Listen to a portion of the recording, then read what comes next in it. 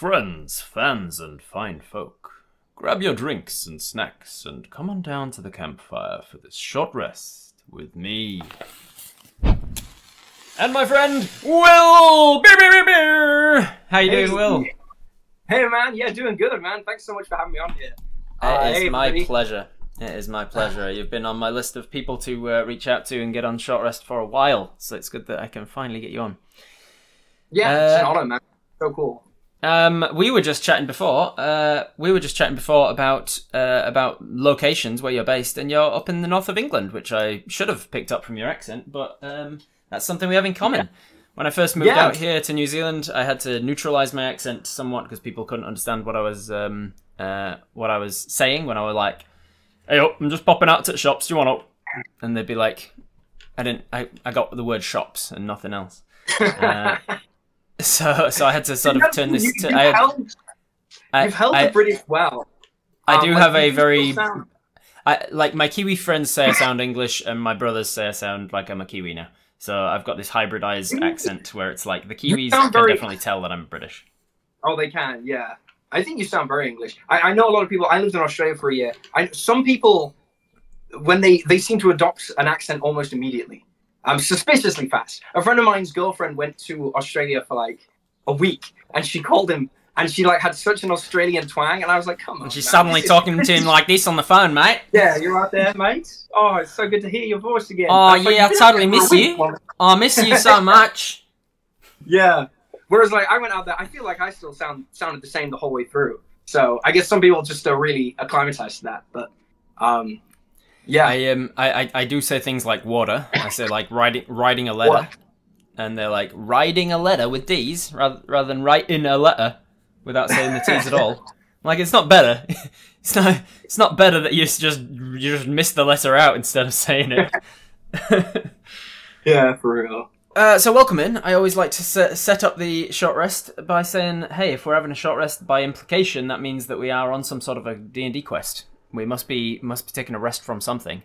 What are we doing? What's our mission? What sort of D&D quest are we on? All right. How about we're under the ocean? Oh, we're doing some deep well diving. Let's gather some like core materials. It doesn't always have to be about slaying dragons, you know. No, I like this. This is different. Let's do some deep sea diving, extraction of rare metals. Extraction of rare metals. Ooh, yeah, we're gonna build some crazy ass armor. This is incredible. I love this. I love your creativity. Yeah. It's coming through. Yeah. So we're under the ocean. So I imagine we're either water breathing races or we've got like air bubble cast on us. Yeah, like we'll have a little air bubbles. We've cast the air bubble or the water breathing, and we're under the ocean. We're mining for things. We've had to fight off some Sahuagin, or however you say that, and some we've made friends with some mermaids. And now we're just kind of chilling in an underwater cave to avoid dragon turtles. Yeah. Yeah, absolutely. That sounds nice. Like a good... I love it. So what are we drinking? How do you drink? How do you have a short rest underwater? Like, how do you? Is your rations all soggy? How do you? You got magic rations, or are you eating seaweed? Plagued adventurers for millennia. Issue of soggy rations. I love that. Reminds me. I love the idea of like a hag in training, because I love hags. I love using hags as my bad guys in games and stuff. And so I've got like a whole table of curses that hags will often put on my players. I've always wondered. I've always toyed with the idea of having like young hags or hags in training that have curse tables that are just kind of shitty, and it's just the curse isn't anything that affects the mechanics of your game, but it is things like may all your rations be soggy. Like, soggy rations. So that's brutal. Like, damp socks. Yeah, may you step in a puddle within 10 minutes of putting on fresh socks. For real. If you like hats, you should get on. I don't know if you've had him on. Actually, Pointy Hat loves hags. He never shuts up about it. I haven't had Pointy Hat on yet. I haven't really had an opportunity to meet Pointy Hat yet. I was hoping to meet him at Gen Con last year, but I didn't. Our paths didn't cross. Oh, he'll be there next year for sure. I think we're doing like an event or something. So, but yeah, cool dude. He loves I'll have to ask you for an introduction with me and him. He was in the Gen Con server that I set up for all the creators. Oh, nice. Yeah, perfect. May there always be a stone in your shoe, says Drew Dave. Yeah. May there always be a stone in your shoe. a piece of grit in your eye or something. So we're underwater. What are we drinking and eating on this short rest? In real life, what have you got? Any snacks? Any water. Drinks? Just water, keeping hydrated. Water. It's a Friday night in England, so the water comes out. You know. That's what everybody's drinking up in the north of England on a Friday night. Yeah, they drink water. They talk about Dungeons and Dragons. They fuck like crazy. yeah, we crazy. We oh, mate, stop. Nobody parties like a Dungeons and Dragons nerd. I mean, seriously though. For real. Yeah. For real though. All right, so I want to start with asking you about the name D&D Shorts. Where did you come up with the idea for D&D Shorts, and have you regretted it since going into long form content? Yeah, for real, right? Because they're not short anymore. So the name is like incredibly uninspired. It's because the Shorts feed didn't really exist when I started. Like I was in YouTube anyway. I was a YouTuber like for a bunch of channels, just voiceover stuff, presentation stuff. What Culture is probably the biggest, but a few others, like a lot of true crime, some history stuff. And I just wanted to explore a very different type of YouTube just for myself. And the Shorts feed was brand new, so I was like, oh, I'm going to make shorts about something. And then I was in a D&D game with friends, and one of them was talking about the like Simulacrum Loop Infinite Wizard combo. Yeah. And I was like, dude, that could be a really good short. Like, just talk about that for a minute. Yeah. And so I was like, well, there's shorts about D&D. I'll call it D&D Shorts, like with an N. Which is like a pretty controversial take, honestly. I really think like D is more accurate. Although have you seen the alignment chart, the lawful to evil, blah blah blah, with the different D&Ds? D and D is lawful good. Yeah, that's what my mom writes. D is like my mom like lower capital D and then lower capital D again, all one word. That's how she writes it. I want to find it again because it was very funny. It was like D capital D ampersand capital D is like the lawful good. And then capital D, ND, like in your shorts, I think was like chaotic good or something. And then like chaotic evil was something like lowercase d, uppercase A, N, D, uppercase D. Yeah. It's like just completely... It's true. Oh, yeah. Or D and dragons, I think, was chaotic evil or something. it was terrible. But yeah, there's so many different ways of saying it. But I think it makes sense for YouTube, right? Because like you can't have the ampersand in the I don't think you can. URL. Right, and it's the same on TikTok. It's the same on TikTok, so it had to be DND shorts, and then just kind of stuck with it. I mean, the thing about names is they don't really matter. Like you could call yourself anything, but like people you just get used to it. You get the the idea of it gets into your head. I mean, I suppose like people... You don't think about what the name is when you're saying it. It's just like it becomes an association of an image or something in your head, like a... It's just the name of the thing. So, so it doesn't really... I don't really mind it, even though I do long shorts, like long form content now, like as much or more. But I some people online tend to call me Shorts. Like hey, if they're like, if they're in my Discord, they're like, hey, Shorts. Yeah. I mean, I don't mind. People call me Will a lot too, because that's my name. But if they're like, hey, Shorts, can we do this? Or like, Shorts, you doing that? Like, whatever. Which is okay. I could have like come up with name. I really think like, if you're a single creator, like just having it as your name is a great decision. Like you have, just having your name is a really good way of doing it, because you're always you're out there. It's me. It's me, and I'm out there. There's definitely like drawbacks and benefits to it. Like if I'm the brand name, then everything that me and anybody who works with me is doing is falling onto me, as if it's just a single person working on it, kind of thing. And there's also like a quality about doing that, I will say, where a lot of creators fall into the trap of thinking they are their content, or their content persona is themselves. So they judge their worth based on their performance. Yes. They judge themselves based on how they grow, what's up. And like, maybe in a way, having it as your name would make it even easier to do that. If you're like, no, because I'm not D&D Shorts. D&D Shorts is the name of a channel. Yeah. that I am on, right? Essentially, I just write, edit, and make videos for. So in a way, that detachment is kind of, maybe that's a bit more realistic. It's just kind of why I've got it. Like the GM at the end of it saves me because I'm Robert Hartley. GM is the brand, and Robert Hartley's just And so if I'm talking about the brand, I can just be like RHGM. Like that's I can just be like the company or the business. RHGM is the Gargantuan member. Yeah, Gargantuan member. Yeah. I read it into Daniel Sloss one year, and he was and he goes, "What's GM? Giraffe menopause." I reckon that's usually the in joke in my community is that it stands for giraffe menopause. Oh, real? Yeah, that's pretty cool. Robert Hartley, Gargantuan member. I like that one. Robert Hartley, great merch. Check out the Robert Hartley merchandise. Bro, always ABC, you know. Always be closing. Put the coffee down. Coffee's for closing. Yeah. What's up, Lord Gazumba? How's it going?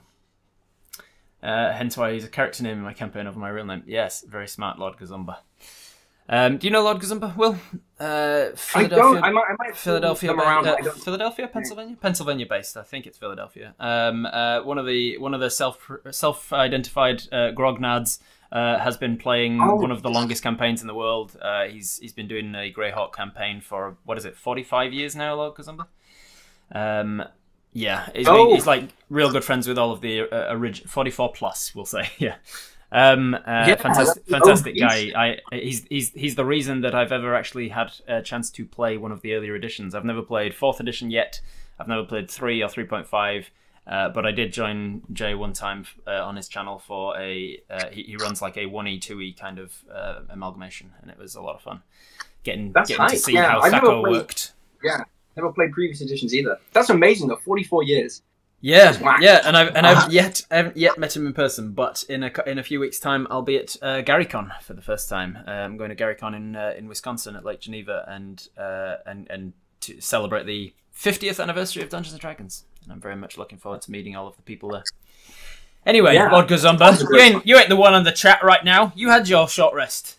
I'm talking to Will. I don't know why I keep referencing all these other people.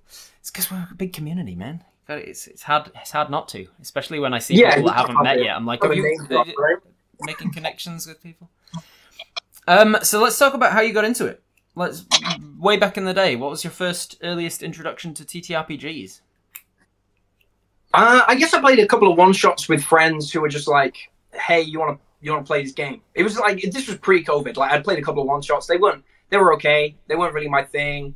I didn't really understand the rules, which is a huge thing, man. Like, you've got to, I think to really get the most out of D&D, you want to understand it a little bit. I think there's better games if you just want to mess around and just talk shit in character.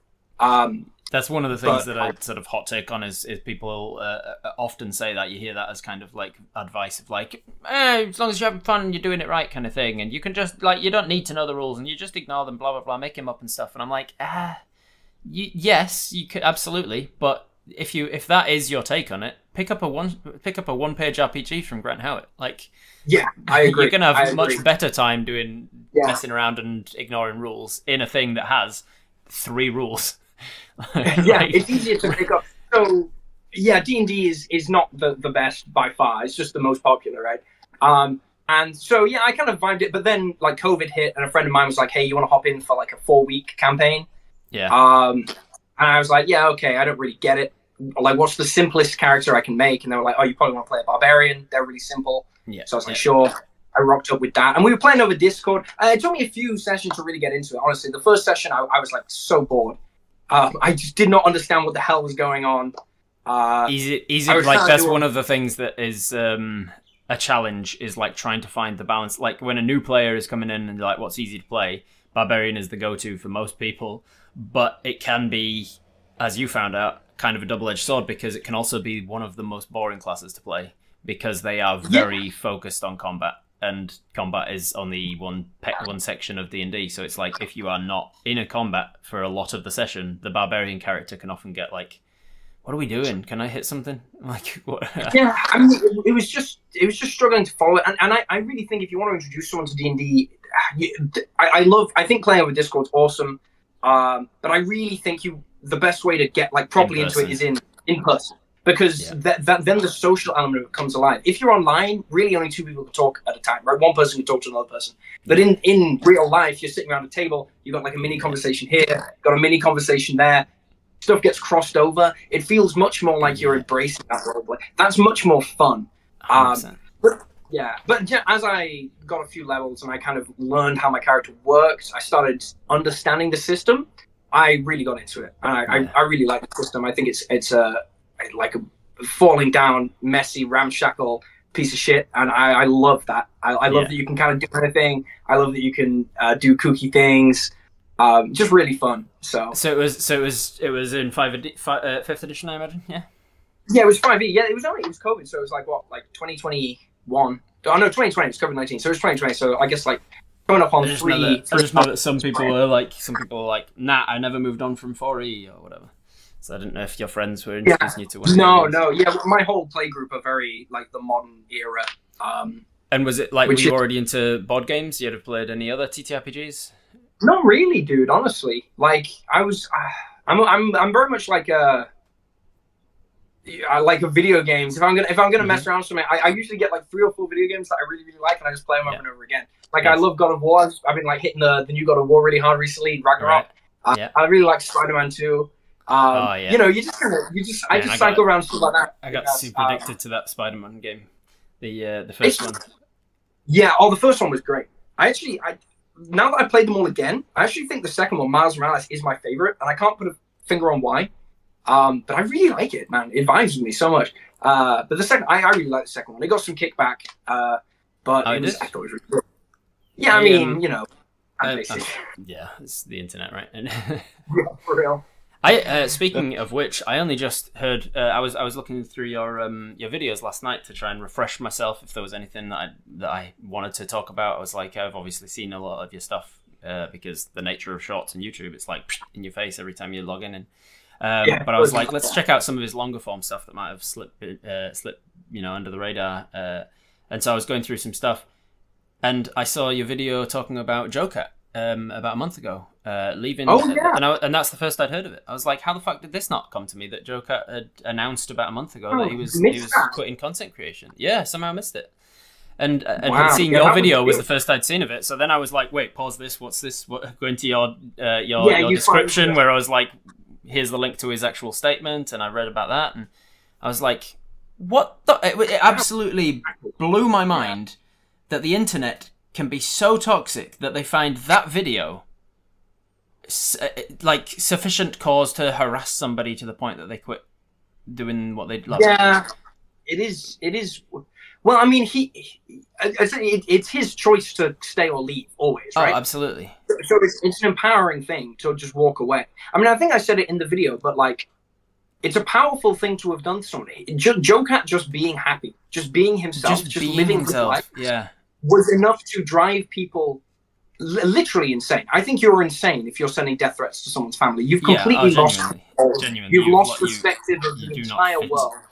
You don't fit into a society anymore if you get so riled up about something that you think this is an appropriate response to send death threats and stuff about a 36-second video that I don't like. Yeah. For those who need some context, Joe Cat, wonderful D&D content creator, one of the ones that I was a huge fan of before I even got into making stuff myself. Does a bunch of animated things. He's the one responsible for the crap guide to D&D.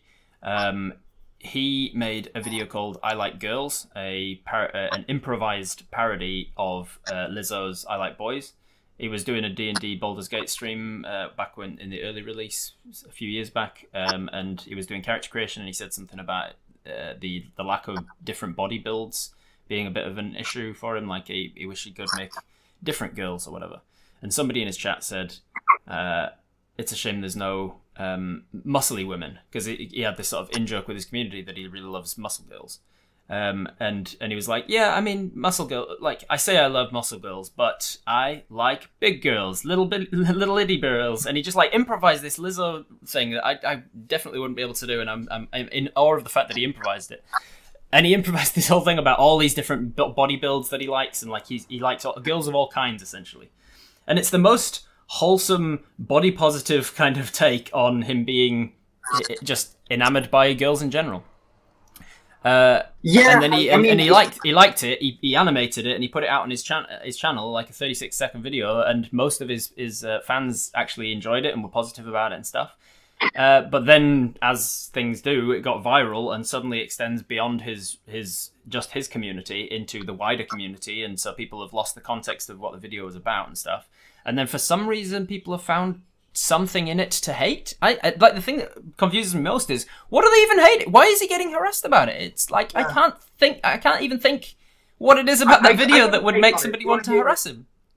It's a pretty high concept take, but I like looked in a little bit of like analysis from various sources, and one of them I thought was interesting. I don't know if this is true. One of them I thought was really interesting is that I think it is a very offensive take to a certain type of sort of hyper masculine man, where most men, I mean, you know this, right? Like you're not going to get shit from your bros if you're like, when men tend to compliment women, very generally in like sort of a hyper masculine way, usually in quite like a skeezy, like, oh, nice tits.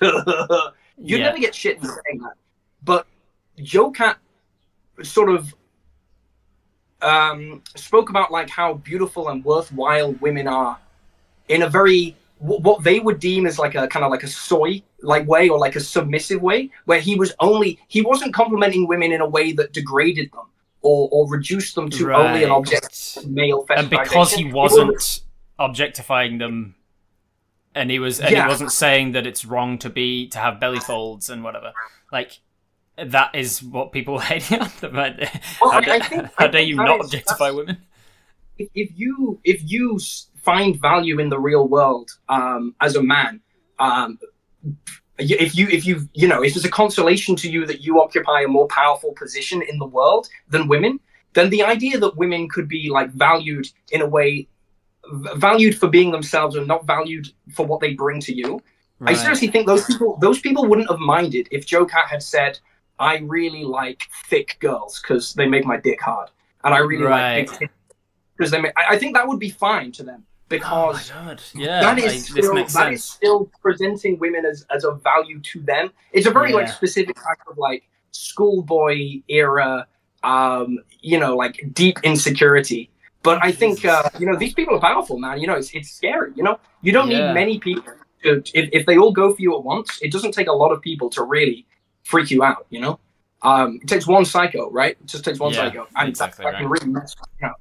So man, I think that was an analysis I heard. I don't know if it's the only plausible explanation, but I heard that one and I thought, maybe made sense to me. I did see it, because I went to his I Like Girls video and I was looking at the comments trying to make sense of it. Like, what are the comments saying? Like, most of them were obviously like saying in the last month, being like, oh, I just heard the news and you'll be missed and really love your content, blah blah blah, trying to be supportive and things. But then I did see one that was like, why are there so many comments saying how do you make liking girls sound gay? and I was like, that's it. He's made an entire 36-second rap about how all these different women that he likes, about how he's heterosexual, or he likes women at the very least, and people are getting at him for being like doing that in an effeminate way and making it sound gay. Yeah, it's like, man, I think some people are so insecure about their own what sexuality means to them, that they need heterosexuality to look a certain way. Yes, it's not even enough to be straight. Yeah, you've got to be straight in the right way. It's unbelievable. Jesus but I think that's it. When people say something is gay, they usually mean that it's effeminate, right? That's usually what they're trying to get at, in a derogatory term, of course. So, I mean, it's fascinating from a cultural perspective. It's fascinating. I mean, this is a guy with 1 million subscribers. Yeah. You can turn 1 million subscribers into, infinite wealth, within reason. Like, he could just keep pumping. He could pump out whatever he knows how to make content. He can make as much money as he likes. He can do whatever he likes, and he chose to leave. That's a really big power play too. Like dropping the mic and walking off. I mean, respect. Absolutely, I absolutely respect his decision to be like, this is causing me too much anxiety. So if this is what it means to be a content creator, I'm out. And it's a huge shame that we've lost somebody that is such an incredible influence to the community. with the stuff that he makes, and he's decided to walk away, which is the right thing for him. But for the rest of us, it's like, man, this sucks.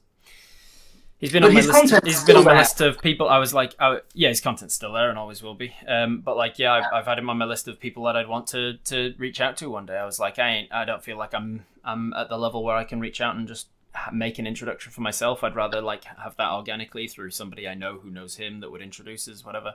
But I was like, I'll eventually have him on a short rest and chat to him about everything. And well, you still might. He might come back, maybe. Or maybe. You'll catch him around. I'm sure. If he wants to be found, like I'm sure he'll be findable. It's like you're never too big to have a friend, right? Yeah, so I'm sure you will. Anyway, so that's the internet, everybody. That's the internet that we found ourselves in. Yeah, for real. Let's start moving from that into your experience with that sort of stuff. Then you've got a lot of success on YouTube. You have found vitriol or hate or anything headed your way that's been difficult for you to handle? I think no more than you would expect as a content creator, really. Kind of depends where you go. I do very well on Instagram, YouTube, and TikTok, and those are my platforms. So I think generally, if you do something different, the way it usually works is initially you get a lot of pushback because there's a lot of people who just don't like stuff that's different. Yeah. Especially if they see you being successful with stuff that's different, that can be tough for people who, feel like they have been in a hobby for a very long time. They perhaps had to sacrifice a lot to be part of that hobby. Like if you're a little older, maybe playing D&D might have been something that you were, bullied for. And then to see it blow up as it did, and then see people, there's a whole group of people who just like hate TikTok and just hate. I think there's lots to hate about TikTok for sure, but they just hate any short form content at all. They think it's like stupid. Like they think anyone who does it is like like they're just children. So I think like what usually happens is when you're small, you get more. Like when you're very small, no one cares because you're tiny. Like who gives a shit, right?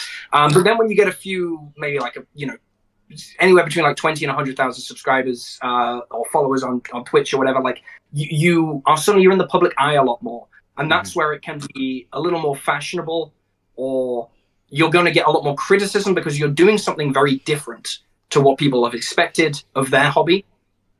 But when you get above that threshold and you start being like big enough that you've been around for a few years, because my channel's still pretty new, it's only 2.5 years old. Like when you get to like the point where you're established, like you've existed for a while, it's kind of obvious you're not just like a flash in the pan thing, then I think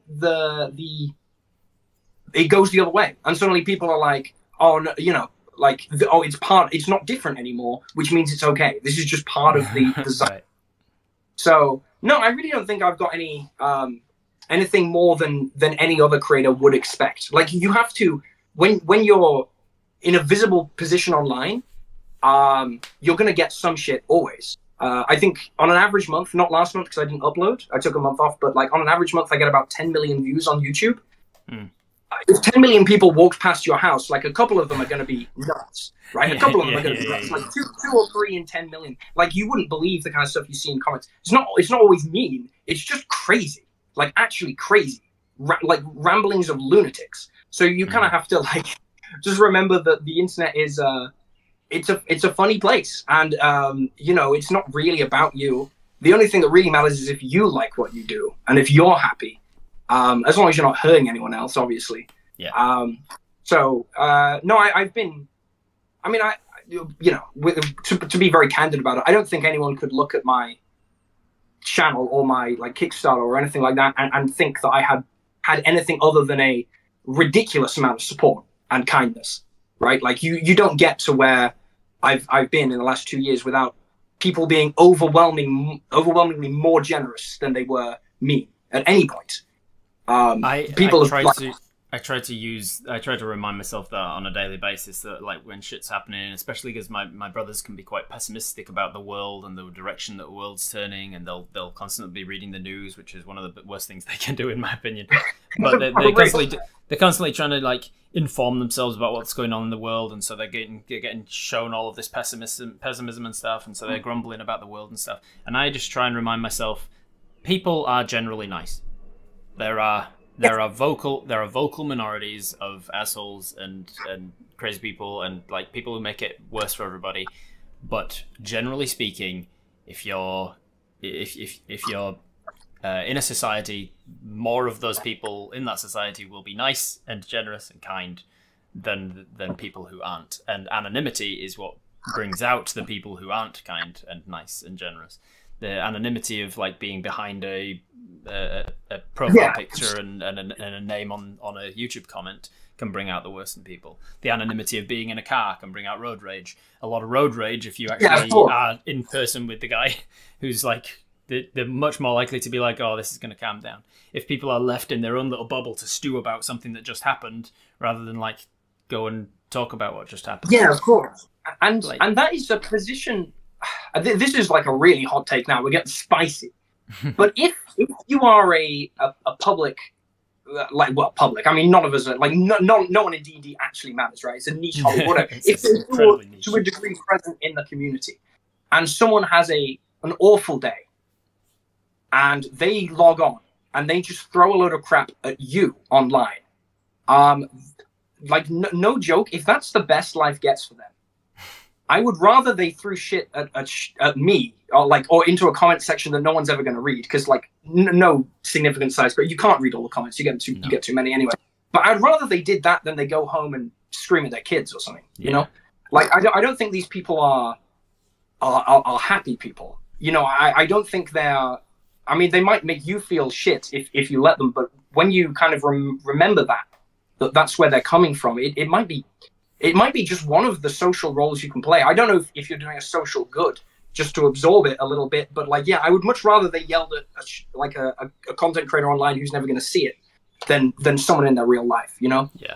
I mean, like ideally, yeah, if that was just like they have certain amount of shit that they have to throw at somebody, then that would be great. They gotta throw it out. But what I'm worried about there, though, is that shit begets shit. Is like it's more like a flame than shit. It's like by burning rage at you, they don't actually let go of that rage. It's just because the brain is literally wired to strengthen the neural pathways that we use more often. And if their response is let's throw shit at the things that I don't like, then they are more likely to actually bleed that over into other sections of their non-anonymous life as well. Yeah, I mean, you got to hope, right? I don't know what the answer is really. I mean, it is just a matter of, yeah. I mean, you just got to remember, like I say, I mean, like I've been so fortunate that to say anything other than like, yeah, I've been so overly supported would be wild, you know. People have been far kinder than they've been mean all the way through my entire life. I mean, we're talking online, but like in my personal life, I had a wonderful childhood. I've only had jobs I liked. I've been surrounded by friends my whole life, and I live with people I love. I mean, there's really not, you know, like it would. We are unfortunately genetically predisposed to remember bad experiences stronger than we remember good ones, because that's what we've evolved to keep us alive. Like if you eat a berry and it's nice and it gives you a tiny amount of sustenance, then you're not going to remember that over if you eat a berry and it makes you sick, because that is really bad and you could almost die and blah blah blah campus. And so like we tend to, unfortunately, in psychological terms, we keep memories of the bad things easier than the good ones. So I try to consciously, when people go out of their way to send me a message that has no requests or anything in it, it is literally just an email that says I love your work or something like that, then I'm like, oh, they've just that they had no ulterior motive. They weren't wanting anything from me. They just wanted to let me know that they love my work. And that's incredible that they've done that. I try to remember to consciously save that, and I put it in a file, a folder that I call pick-me-ups. That I'm like, if I'm having a bad day or if somebody has been shitty in one of my comments or whatever, then I can go to that and be like, oh, look at all these people that reached out at some point to be like, I love your work, man. I love the way that you DM. I love the way you storytell. I think you're blah, blah, blah. I'm like, yeah, nice things. That's so people cool, have said man. nice things. People have said nice things more than they said bad things. And most people don't bother saying nice. Like, if someone's pissed off, they always comment. Most people watch and move on with their lives, you know, and they enjoy it, and then they move on to the next thing. You know, you think about when you're watching stuff yourself on YouTube, and you're like, "That's really good," and you laugh, and maybe you hit the like button, and then you move to the next thing. Comment, right? Like, so you don't comment, and you certainly don't then email the creator to be like, "Really love your stuff." Exactly. So yeah, for real. It's a funny job. So let's get back to sort of the past of how you actually got started. You started playing your games during COVID, and you were like, "This is fun," and then you were like, "Maybe this will make some good videos." How did it go from there to actually making a channel and finding success with it? I mean, like D&D Shorts was lucky because it blew up on TikTok instantly. I think my first video got like 100,000 views, which was like it was overnight. So that's very motivating. You really sort of hit the right zeitgeist. Like the people were just ready for it, and it was the first content that they were like. TikTok is the most democratic platform with regard to giving new creators a chance. Like YouTube does not give new creators a chance at all. It'll put you, it won't show you to anybody, it won't do anything. YouTube literally says, people at home won't know this, but YouTube literally says when you make a new channel, it says, hey, you should share your videos on other social media platforms because hint, we're not going to share them. You need to demonstrate to YouTube that your videos are worth watching before it'll even bother. Because remember, every time YouTube shows your video to someone, your little thumbnail, they are not showing a Mr. Beast thumbnail or a Critical Role thumbnail if you're in D&D. And they know that they're going to get a view of Mr. Beast, and that's money to them. So it's very against their interest to promote smaller creators. It's very against their interest to take a chance on anyone. So YouTube always takes a little longer. I think I took about a couple of, maybe like a month and a half before YouTube started picking up. But then whereas TikTok, because it's like, especially in the beginning, TikTok, it was like 15-second things. They were like, we need new content creators because we need all of the content possible. Yeah, we're gonna run out of the Mr. Beasts and the Critical Roles. We need we need new people to just be like, do you want to watch this stuff? Yeah, throw this at your face. It'll show your video to 5 people. If they watch it, it'll show it to 10 people. If they watch it, it'll show it to 100 people. If they all watch it, it'll show it to 1,000 people. And you just get TikTok is the only platform that you can do that on. It's the I seriously think it's the only platform that without any outside help you can make one video and have a career just like that. Although I mean, having said that, there are some YouTubers who have done it very, very fast. But yeah, I think it took about 1.5 months for the YouTube Shorts feed to realize what was going on with my videos, and then it was like all of them got thrown out at once because I hadn't shown them to anyone. Then bam! So it's like I had 10 videos going viral at the same time. Right. I got like thousands of subscribers a day for a few months, which was really fun, obviously. And then yeah, I mean, I knew long form content anyway. Like that's what I was doing for What Culture, and like I say, obviously the true crime stuff.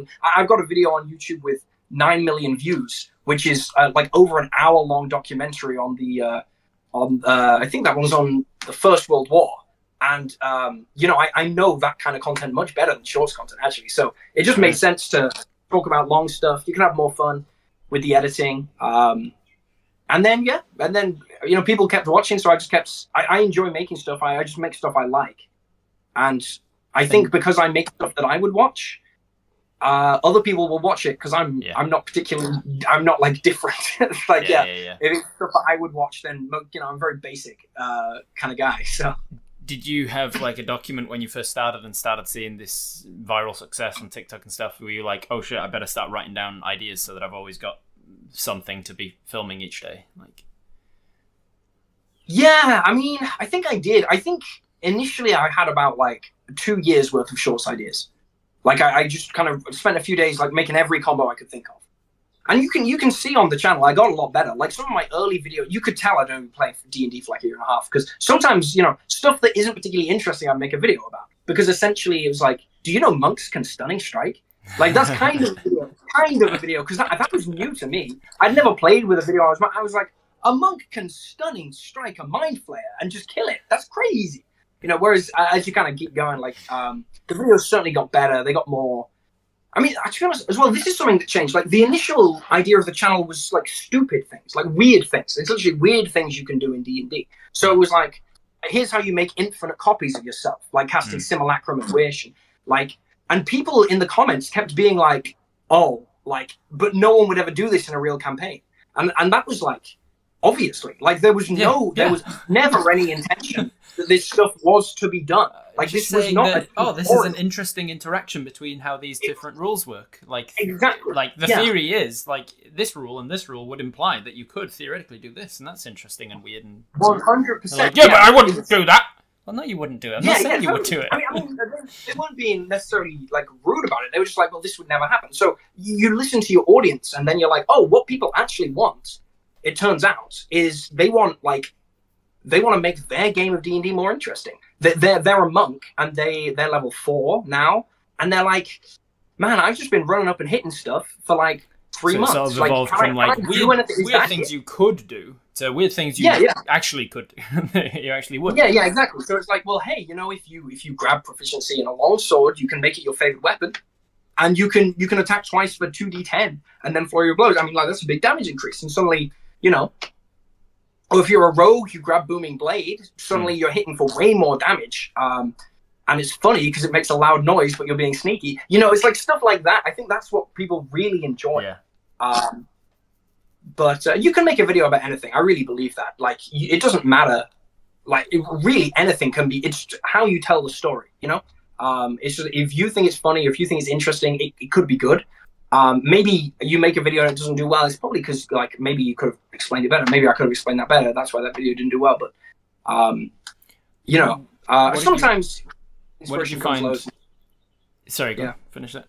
No, I was going to say sometimes it comes in waves, and sometimes you're like scrambling for ideas. Yeah. You know, it's like, man, have I covered everything? But then, you know, have I covered everything there is to cover? Yeah. Have I done this one yet? Yeah. I'll just do it again. Yeah. I'll redo one from the early days. It's short form. People won't go back and watch everything, surely. What would you said you were already familiar with long form stuff then when you started getting into short form? So what was it that, like, the biggest changes for you in trying to fit an idea into only 59 seconds? Oh man, that's hard. People do not. Sorry. Yeah, there we go. People don't. I think commenters, like, that's probably one of the things they misunderstand the most, is like how difficult it is to communicate information that quickly, especially if it's a complicated combo. It's like, yes, I could have spoken about this interaction, but you can't get it in 59 seconds, guys. You can't. I've got to get as much as I can in that time. And sell it too. It's essentially like it's kind of like D&D Shorts is almost like a sales pitch. It's like, hey, this is awesome. Check this out. You know, it's hyperactive. It's almost like a Billy Mays here. You know, you can, you know. So you've got to present it in that way. I mean, that's just how it wound up for me, I guess. So yeah, it's hard to cut stuff down. I mean, that's the joy of long form. The joy of long form is you can take as long as you want. Mm-hmm. Although my philosophy with content creation is try never to waste people's time. Mm-hmm. So just get to the point, always. So even then, my long form videos are quite concise. I think you can probably tell there's two very disparate approaches. A lot of great YouTubers like D4 Deep Dive or the Dungeon Dudes, like or Treant Monk, really wonderful creators, do incredibly long videos about topics that, if it was on my channel, would be covered in like 8 minutes. They do it over an hour. And it feels like you've gone to a lecture and you've sat down across from a teacher and they're going to give you all the information. And I can literally picture myself like, you know, in a schoolroom, like writing notes. That's kind of how they present. I think that's like a very valuable way of doing it. And that's a very like serious approach to the game. Like, I want to learn. I want to know everything. Whereas my stuff's much more like cliff notes. Like, this is how it works. This is how you do it. There's no fluff at all. It's accompanied by like wacky animations and dumb stuff. And I think that's kind of the niche that D&D Shorts has, is like the kind of like just very direct, very quick. The downside to that is that it might be slightly less accessible to newer players because you move fast, you know.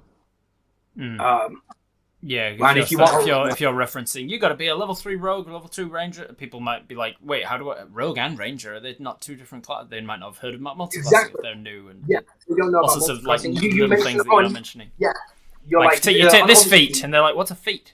Yeah, exactly. And generally, you will always get more views and more like reach. The more people can interact with your content. So if you will get more views on a video called How to Play D&D than you would about here is the best feat for a blade singer wizard at level 8. You know, that's such a niche topic. Doesn't matter how good that video is, it will not get as many views as like something that anyone could enjoy. So just something to think about if anyone out there wants to make content. The way to get lots of views is essentially to try and make it accessible as well as good. Because you can be really, really good, but if it's on a really niche topic, you won't get as many clicks. What did you? So you started out with doing everything yourself, I imagine. Like you came up with the idea, you filmed it, you edited it, you did everything, put it up. Have you now gotten to the point where you can use I've got an external editor or anything like that? Yeah, 2 editors now, Hannah and Sly, and they're both amazing. I think I probably that was like a last year thing that I brought them on because I knew I had Ryoko's coming up, and like Ryoko's has been like I could not have kept the channel alive and doing Ryoko's. It would have to be one or the other. And you see creators do this all the time. Like Monkey DM did a book called Steinhardt's Guide to the Eldritch Hunt, and basically his channel just disappeared. And still, I still upload sometimes, but definitely there was a time when he was hitting it every day, and he just stopped because he's making a book. You can't do both at once; they're too big a project. So by getting editing help from such great people as well, not just great editors, great human beings, it's a huge benefit in your life to work with people who you like. But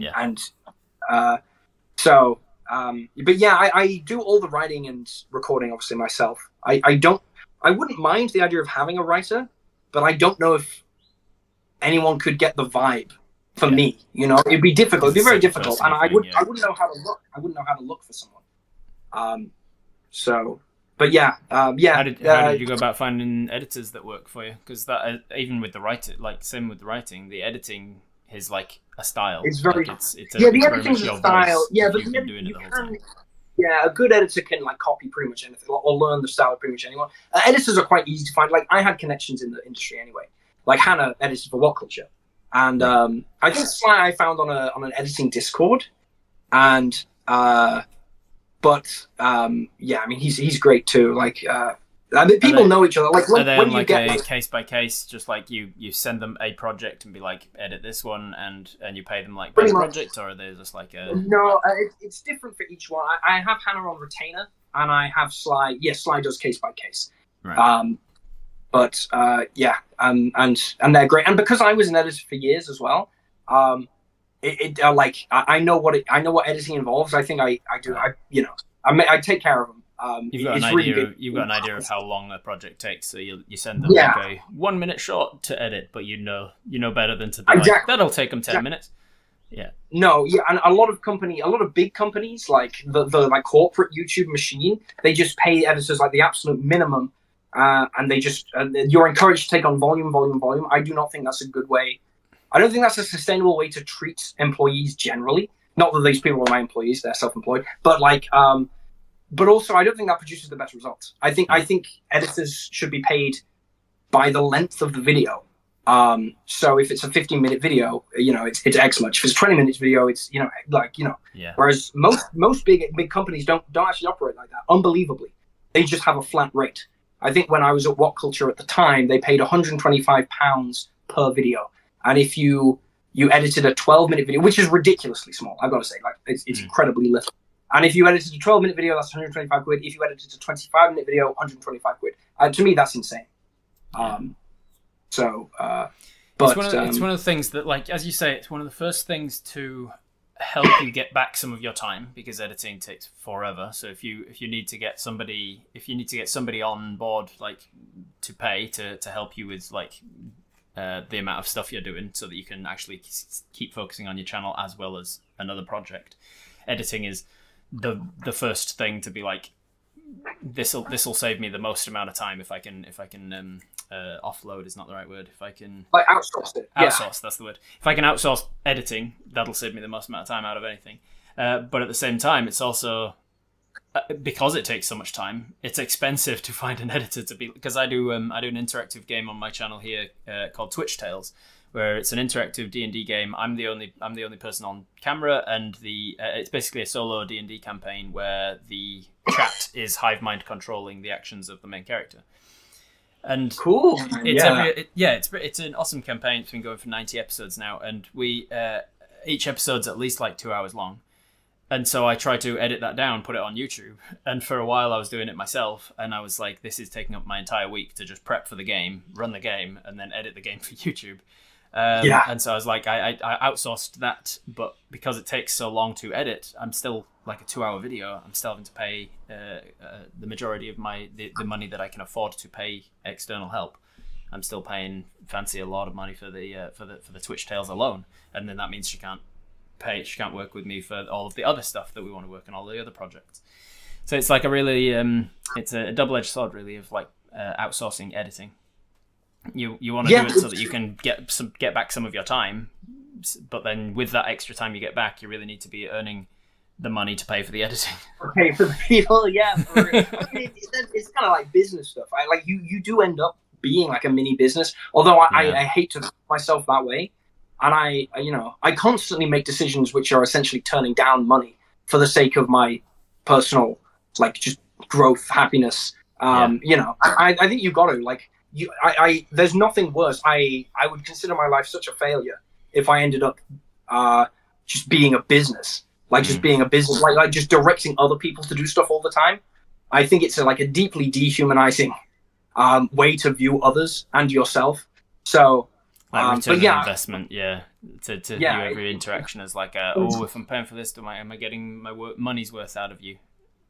It turns into that. It's not right. I mean, to me, it's not right. But like I say, like we go back to the generosity. People have been really supportive. Like they respond well to it. So you can you get to explore this stuff with people. And the great thing about good editors is they'll do stuff you'd never imagine. They'll take it in new directions. They'll make it their own, and then it's a collaboration, right? And that's so much more interesting and exciting than just doing. I mean, there's something to be said for doing everything yourself. That's cool. Like you have total control. But eventually, having other voices in other creative voices. It's a more colorful world. Yeah. It's a more colorful world. 100%. Yeah. Let's talk about Ryoko's, because I don't want to run out of time to mention it. Tell me how that began and the whole sort of story of the conception of the idea and everything. Wow, I mean, Ryoko's has probably been 2 years cooking now. So the idea started off mechanically. So I just knew I wanted to introduce a rule system for gargantuan monster battles in D&D.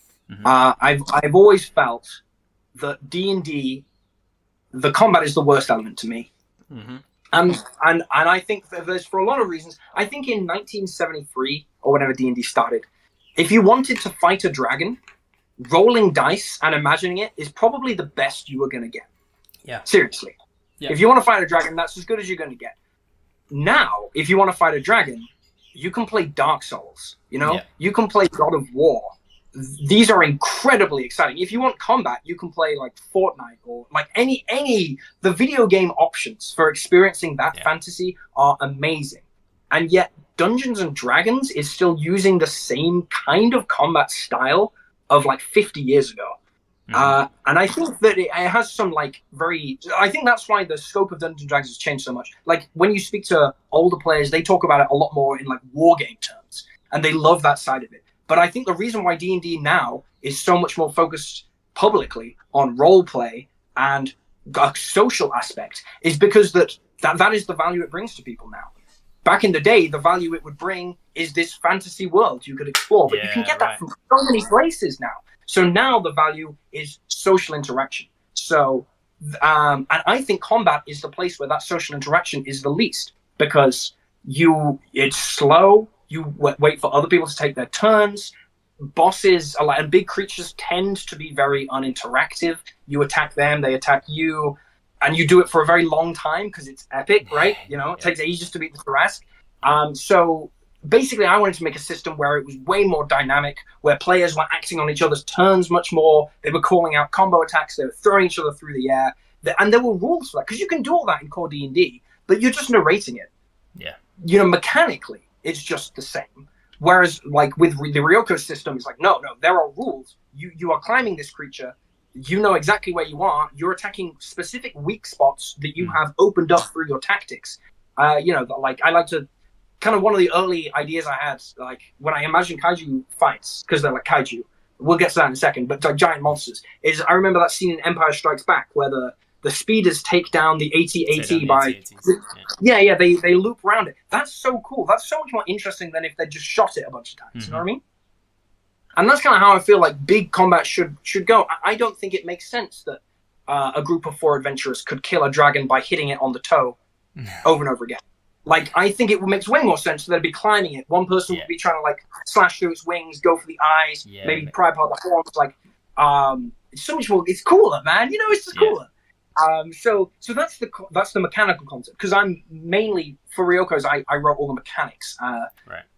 Really, with help, of course, from amazing people. So that's kind of where it started. And then I knew I wanted to make it with people because I wanted to have a Kickstarter done and out inside of like a year. That was my aim. Like, I wanted it out. And we, like, Ryoko's went live September 12th. The PDF of the book should be in people's hands by May. Like, the final, but there's beta PDFs right now. Like, you can get most of the, like, you know, it's in the feedback phase. So there's no way you can do that alone. And I didn't want to be one of those Kickstarters that takes ages to fulfill. Understand, like, the community understands, I know, with Kickstarters, they do take ages. These people are people. They're not mega corporations who can just throw it out there. So I knew I had to partner with someone. And I was like, well, who's the best in the world? Who's literally the best in the world?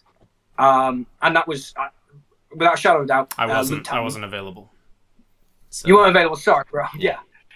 I thought Luke Tavern was amazing. They'd made Hellion as a guide, which I thought was amazing. I was a huge fan of Jess Jackdaw, her channel.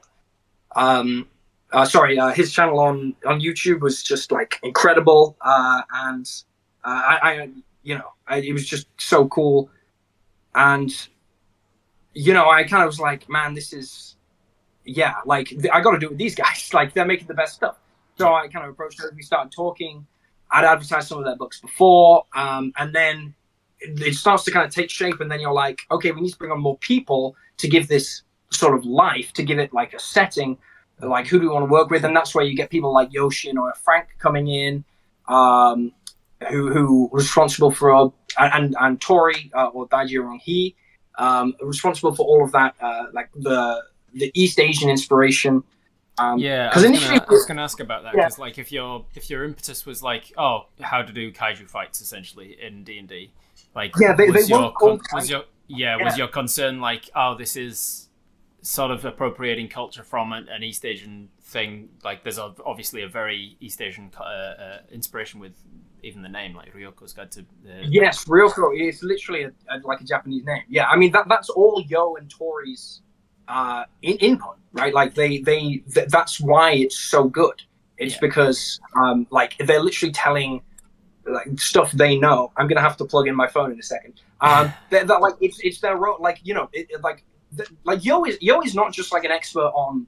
He's a mythologist, so he knows world mythology. Right. But like, obviously, like, he is Japanese. He knows that stuff better than anything. And I've got a video on the channel with him if you want to see it. It's cool. He's talking about the Hanawa. I think that's important to. I think that's important for, like, any book is that you have at least more than one voice, and ideally as diverse a perspectives as possible to make something really cool. So that's when, like, that's when giant monsters become kaiju, right? Because it makes sense. Like, it's evocative of that Godzilla kind of stuff, and that's exactly what it is. And then. And then Tori is there something in the mechanics in there for, like, Power Rangers style, like being a kaiju, being some sort of, or like Pacific Rim, like being kaiju versus mecha? Because it's you tiny people versus massive kaiju. That's one style of battle that everybody wants to do, but everybody also has that, let's fight it with some sort of giant monster of ourselves. Like, cast enlarge and enlarge and enlarge. Cast multi-enlarge on, like, the barbarian and have him fight the kaiju. Have you got, like... Yeah, the barbarian, the Path of the Kaiju barbarian can grow to huge if you take the right path. Because it's kind of like the totem barbarian. You have lots of options, different levels.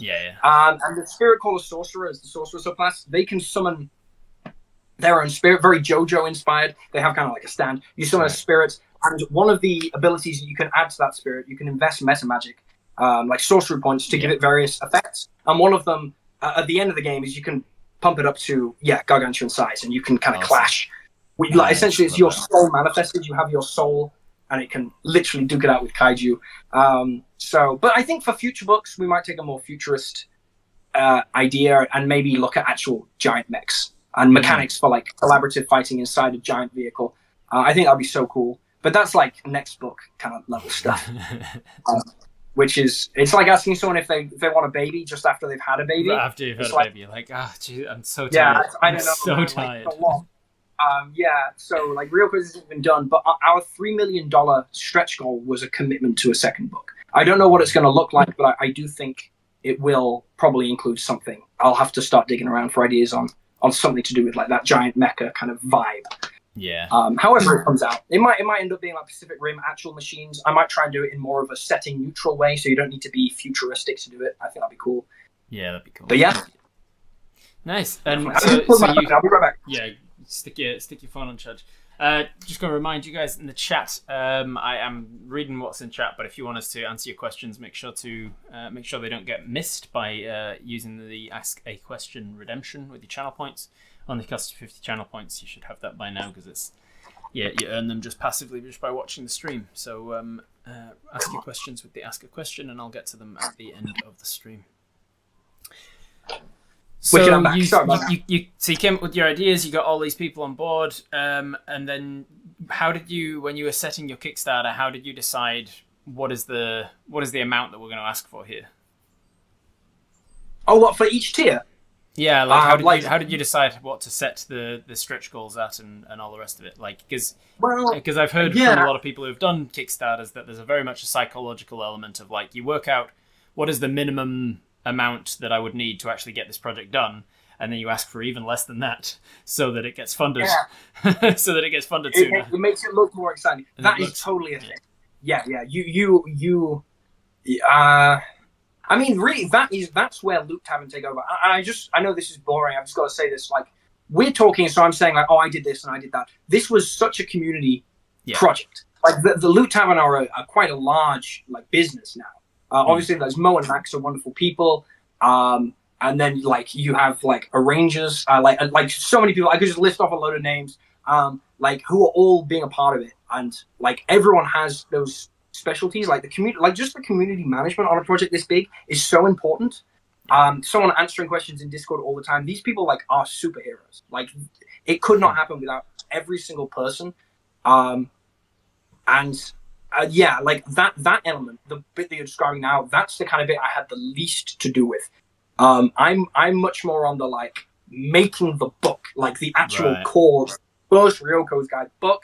That's the one I do. Like that's all me, baby. Well, not all me, of course, because everyone's helping. Yeah. But the like, mechanics, and then you have content. Yeah, the mechanics stuff. Like, I'm the main like designer on the mechanical side. Obviously, you have Yo and Tori, the main bringing the life force through on the history and the influence and the mythology, the world building. Tori writes all the monsters, all that's their side. And then much more you have Max on and Mohammed bringing the Kickstarter page to life.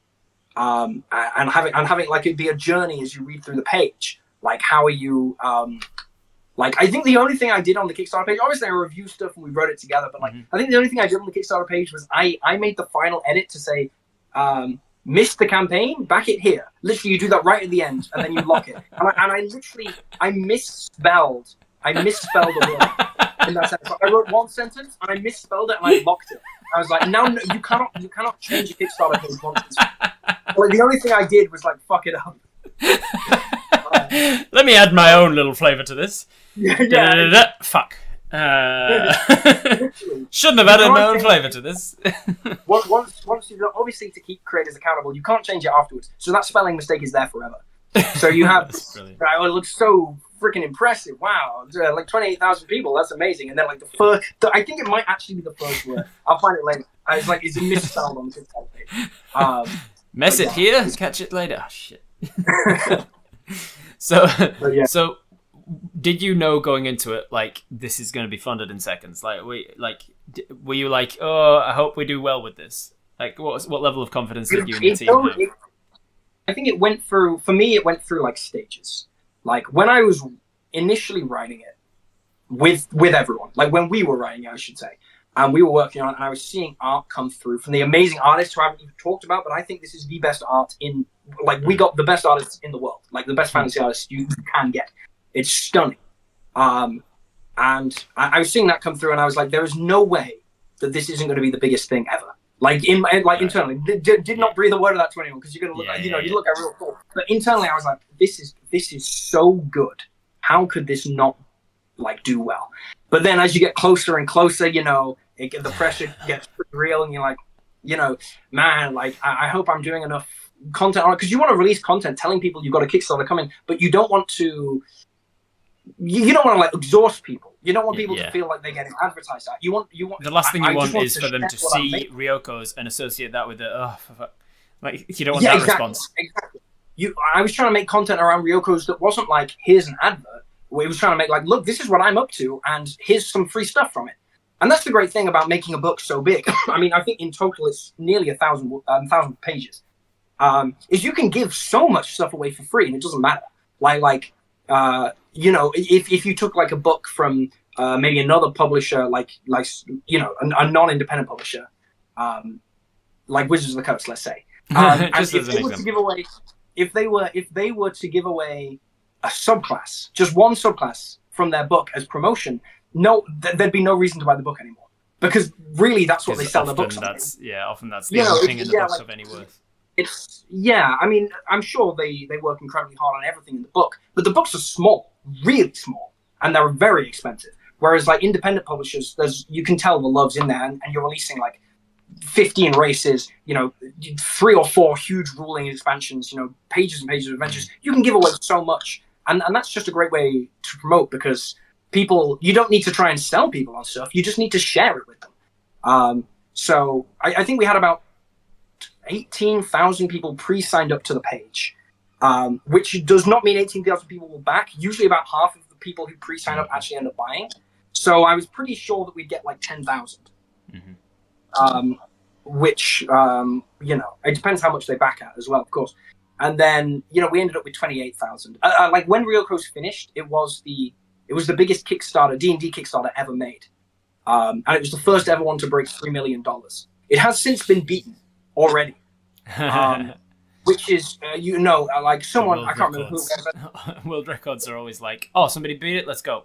Yeah, exactly. Yeah, it's just happening. It's like lightning, and it's so exciting to see that, because it just flies. Like every time there's a huge success in the industry, everyone benefits, right? Yeah, whenever an independent creator makes a great book, and people see that independent creators are making great books and they get excited, that brings everyone up. Whereas whenever like a dominating force, a force that monopolizes an industry, does something like bad, it hurts everyone. So really, like, I can't remember who it was, but someone did a tweet, right? All the YouTubers talked about it. I was off, but like they were like, oh, the golden age of D&D is over. I certainly don't think that's true, because of how successful like Ryoko's was, and then subsequent Kickstarters will be. And that Kickstarter, I think it was Crooked Moon, that's who it was. They will be beaten again. Someone will do a Kickstarter that does 5 million, and then someone will do one that does 6 million. And that's amazing, you know. Like I'm just sort of holding off on my Kickstarters, because I know that everybody else is going to get those 5, 6, 7. I know that mine's going to do like 12 million. So I'm just waiting, because I don't want to set the record at 12 and then just like be, you know, really bad for everybody else. So I'm just like, I'll just hang back and be really kind and let everybody else do their, like, you know, 5, 6, 7 millions, those little ones, before I then come out with my 12 million. I mean, for real. My Kickstarter's just going to be a single solo adventure that's just like a 3-hour one-shot. It's got no subclasses, no new races. It's just a single adventure, and it's going to be sheer strength of personality. It's just going to bring it right home. Yeah, I mean, it's cool to see, though, isn't it? Right? It's exciting to be in the space right now. I think it's a huge time. I mean, like, people watching this right now, it could be one of those. It could be one of you. Like, you watching this right now, you could literally be the person to be the first one to break 10 million. Like anyone can do it if you like creating, and if you don't like creating, you can do something else. You know, like there's many ways to do fun things in life, right?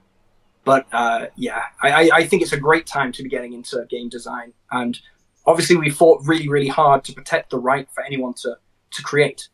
So because it could have gone very differently. The whole Ryoko's Kickstarter, because you would have been well into the planning stage of the Ryoko's, I imagine, when the OGL was happening. Over a year in. So before we get into OGL stuff, I noticed that one of the Ask a Questions, I normally save them for the end, but this one pertains to Kickstarter, so I'll ask it now.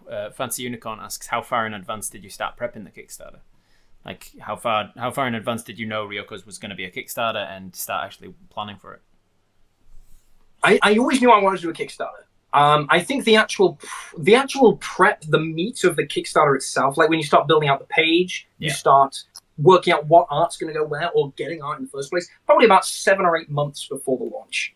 Wow. So pretty much just after the OGL, actually, just after we got confirmation that Wizards had backed down.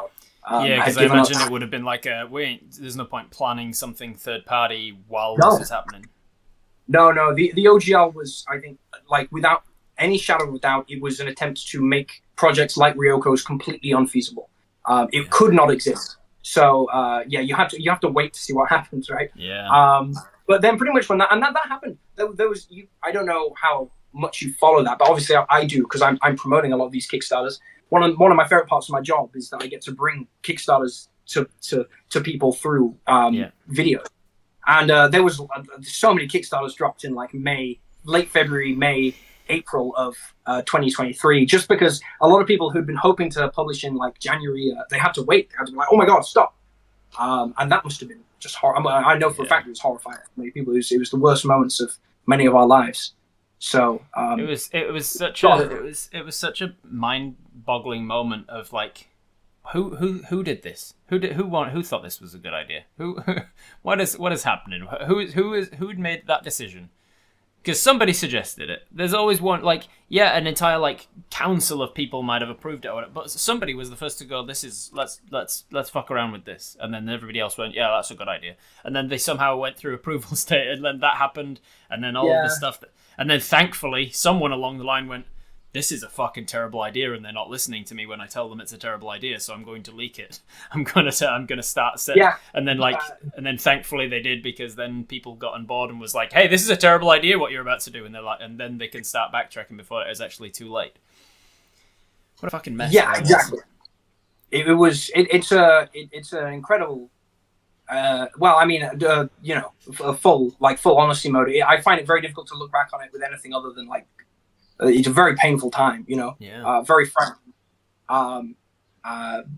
But like, I recognize in a vacuum what an incredibly powerful story it is of sort of rebellion against like corporate overreach and the value of like human intervention against like the machine.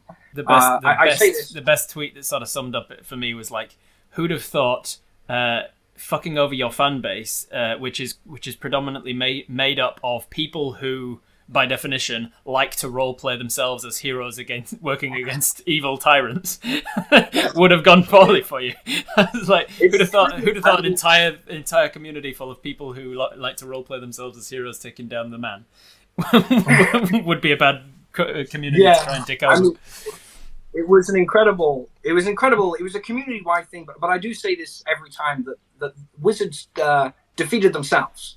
Yeah. It's easy for, I'm sure plenty of like journalists and YouTubers and people in the public eye would love to take credit. And I think they did an awful lot and sacrificed a huge amount. More, I think, than we can say publicly. Like, I can't tell you everything that myself and others went through, because it's personal to them.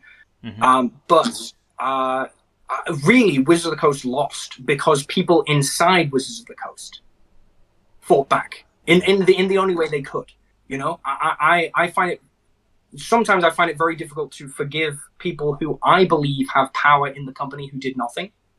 I find it very hard to reconcile that. I think those people, you know, like in your your worst moments, I think, you know, how could you be so cowardly? How could, you know, whatever.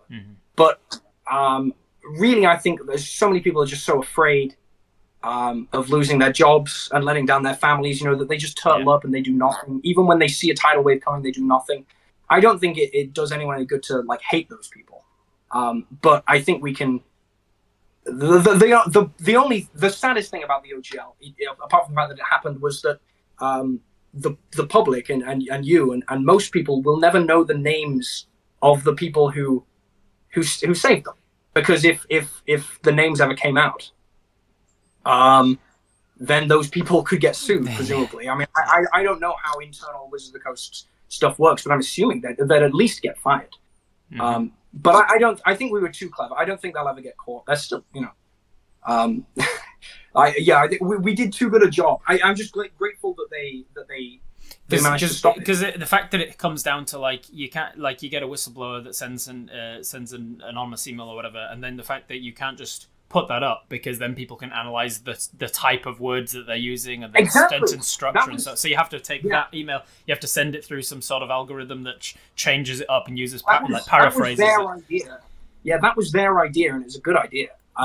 The first leaked email, the first email that I got sent, which was sent to a few other people, Dungeon Dudes included, was like the person who sent that email was crazy. They signed it with their real name. You know, from their like I don't know if it was their like Wizards of the Coast account, it was their real email address. They didn't get caught, so they're fine.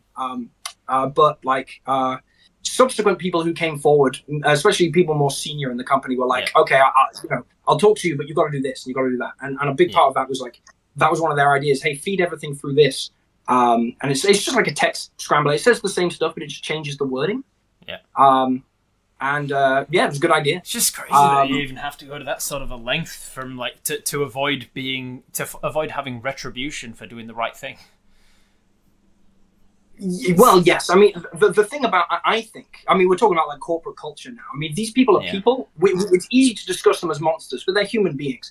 I think a big part of their problem is they've been in the business of the corporate world so long that they've lost a lot of, they don't, you know, they've got incredibly fragile egos, and they have, there's incredible protection you have if you're big if you're high up in an industry. You're kind of anonymous. You can take decisions that would really hurt people, and you know, if they hurt people, no one's ever going to come after you. They don't know who you are. You're just a guy somewhere inside Hasbro. You know, no one can. But then when it gets personal, those people really get messed up. And I mean, that's an awful thing for them. I mean, it must be terrifying to see your name. You do something terrible. You're in a position of power where you think you can just get away with it, and then to see your name like outed in front of millions of people, and people are saying, "Hey, you did this." I mean, I think that's shocking. Goes back to what we were saying about how people are generally nice, but anonymity gives people the chance to exercise what's the not nice part. Like if you are, like we were saying about the road rage or whatever, or behind a YouTube comment. Same as with corporations. The reason that a lot of people are so anti-corporation is because if it's a corporation that doesn't have translucency, it's not like accountability for individuals within the corporation, suddenly it becomes like, oh, the corporation has done this thing, and so individuals who are actually making the decisions within that corporation have an anonymity to be doing totally quote unquote. They are like if you go to someone who works at Nestle, say, and you're like, hey, Nestle, you know, Nestle done so much stuff, but you know, they essentially use chocolate, which is, I don't know if you saw that John Oliver special, but they use chocolate which is, you know, knowingly like harvested by essentially child slaves. Right. And if you go to an individual in the company and you say, hey, what do you think about slavery? They would say, oh my god, slavery is awful. But because their job is to maximize profits, and they're thinking about like the end of year bonus, and they're thinking about shareholders, and they're thinking about not getting fired, they can kind of, you know, they make a few decisions here and there. They kind of loosen off the restrictions a little bit. It's like, hey, we're making so much more profit now. And I think they have to kind of tell themselves that lie. It's a little bit of a fib, you know. It's like, hey, I'm a good person. I'm just part of the system. It's just a part of the bigger thing. I couldn't change things if I wanted. Like, there's no evil mustache twirling villain sitting at the top. I mean, sometimes there is, like an actual CEO. Like, that guy's just genuinely evil. But I tend to think that evil is much rarer than we think. Like, I genuinely think that there are some people in the world that I would deem as evil people, like people who are out for evil deeds, and like they want to cause people harm and stuff like that. But the majority of people who are doing evil things are not themselves evil. They have excused it to themselves because they are part of a board or whatever, and it's like, well, we make the decision here because, you know, it's better for this, but we're really trying to be better at not using sweatshops or whatever, but you know, it's not really my decision to make. It's no one person. There's always someone to pass the buck to. And I think if companies were completely transparent, I think it would stop almost instantly. And I think the people who got called out did not expect to get called out, and I think it really probably really fucked them up, I should imagine. And I you know, have a lot of pity for them. I don't think, like, again, we come back to the, I don't think people making these decisions are happy people. I don't think they're very confident or secure. I don't think they feel popular or well liked in their life. No. You know, how did you get to be? Because you were one of the only reasons that I was able to keep up with that stuff. It was changing day by day, the OGL fiasco. And people kept asking me, like, what does this mean for the Viva La Dirt League D&D channel? And I was like, it means nothing for us directly. Like, I'll stand with third-party creators, of course, but like if anything changed for us, I could just as easily go in the very next day for Viva La Dirt League D&D the next time we film and just be like, hey, we're not playing D&D anymore, we're playing Robert Hartley's D20 system, and I just changed it because you can't patent rules like the mechanics. Yeah. All that bullshit. So I was like, don't worry about it. It's not like we're going to continue regardless, but I will move away from D&D if they don't fucking back up. But for me, it wasn't really affecting me, so I wasn't like in the weeds of like, oh, what's changing day by day. So I was basically just, anytime I'd log onto YouTube, I'd be like, has Will uploaded another thing? If he has, let me just keep up to date with what's the latest. Okay, yeah. So how did you become that guy for the OGL fiasco? Like you said that the first person kind of emailed you, as well as Dungeon Dudes and others. But like, why did they pick you in the first place? I think they were just getting the word out, and then I think over time, it just, you know, people. My channel was quite big, you know, so like a lot of people were covering this stuff. This might happen to be the biggest at the time. I mean, my channel was probably the biggest it's ever been just before the OGL, because that's kind of where I was at, like, peak viewership. Anyway, so I was kind of like I think there were bigger YouTubers, like, obviously, like Critical Role stuff, obviously, but like talking directly about like D&D news at the time, I was the biggest. And so, like, you know, and then once you get the traction, people start approaching you directly. And yeah, it just kind of happened. We kind of ended up making like a team. It was just a crew of people like coming in. I mean, it was very challenging in lots of different ways. Like, a huge part of by far the most stressful part was protecting everyone's identities, even from each other. Yeah. So I had to give up on that in the end, because it led to I made a big mistake. I misinterpreted some information, and essentially, you know, like I didn't think anyone was reading the surveys. Like, 2 people told me that, but then like people I trust inside the company said, actually, no, we are. So I was like, oh shit. You know, and a big reason that mistake happened is because everyone's information was getting checked by one other person within the team. But after that, I said, no, guys, we've got to accept that if one of you gets caught, everyone gets caught. Yeah. And we're working from the same Google Docs. You know, and that's what happened. Like, from that point on, we, like, when a video came up to do, I'd script it all out based on information, and people would literally leave comments on the Google Docs saying, yeah, like, this is what I was told, and then someone would say, this is what I heard different. This is, you know, I'm in this department, and I can tell you that, you know, this figure is correct, or like, at least, you know, for the moment, this figure is correct, etc. So that, yeah, the ability to independently corroborate evidence as a group, rather than like being like hearsay in a big game of telephone. I pass it on. Is this right? They say yes. Okay, go. It was literally like, okay, everyone needs to agree, because this is serious stuff. You know, it's not lost on me, man. Like, and you know, and also, like, I mean, I did the best I could, but looking back, like, man, it was I barely slept that month. I mean, it was a crazy time. It was an incredible time. It was an incredible thing to live through, because you are so high on adrenaline, and you know, on just like, you're so motivated. Like, I really felt like I was fighting for everything I had and I'd built up, and fighting for the future, and you sparkle in with like what you're fighting for, and then also, you know, having conversations with people who are breaking down in tears because they're worried they're going to lose their business. You know, I was quite a fortunate creator. Like, I had enough money to survive, but a lot of people don't. Like, this is their job. They've given up everything to have this job, and they're terrified they're going to have to sell their house. They're going to have to move their kids to school. These are real stories of real people. Thousands of people shared those stories, like, breaking down with fear, like young mothers. Like, they're real people that were getting hurt, man. And like, you're digesting that. All the while, you have to think about, how do I communicate this information in a way that is going to make the biggest stink possible? Because that was my approach. Is like, I want everyone on Earth to know exactly what's going on, and who is responsible. Because I think that's the only way. I believe that was the only way to stop it.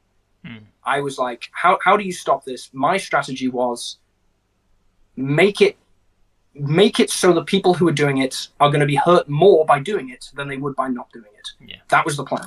That's the only way to stop something like that, because if it's driven by money, it's money that will stop it. And if they realize they're going to lose more money than they're going to make, that's the only the bottom line. And return on investment is what is going to, like, if you're in a capitalist society that is run and something is happening basically run fundamentally because of a capitalist decision, then capitalism is you've got to fight them with capitalism. You got to be like, I'm gonna harm your bottom line.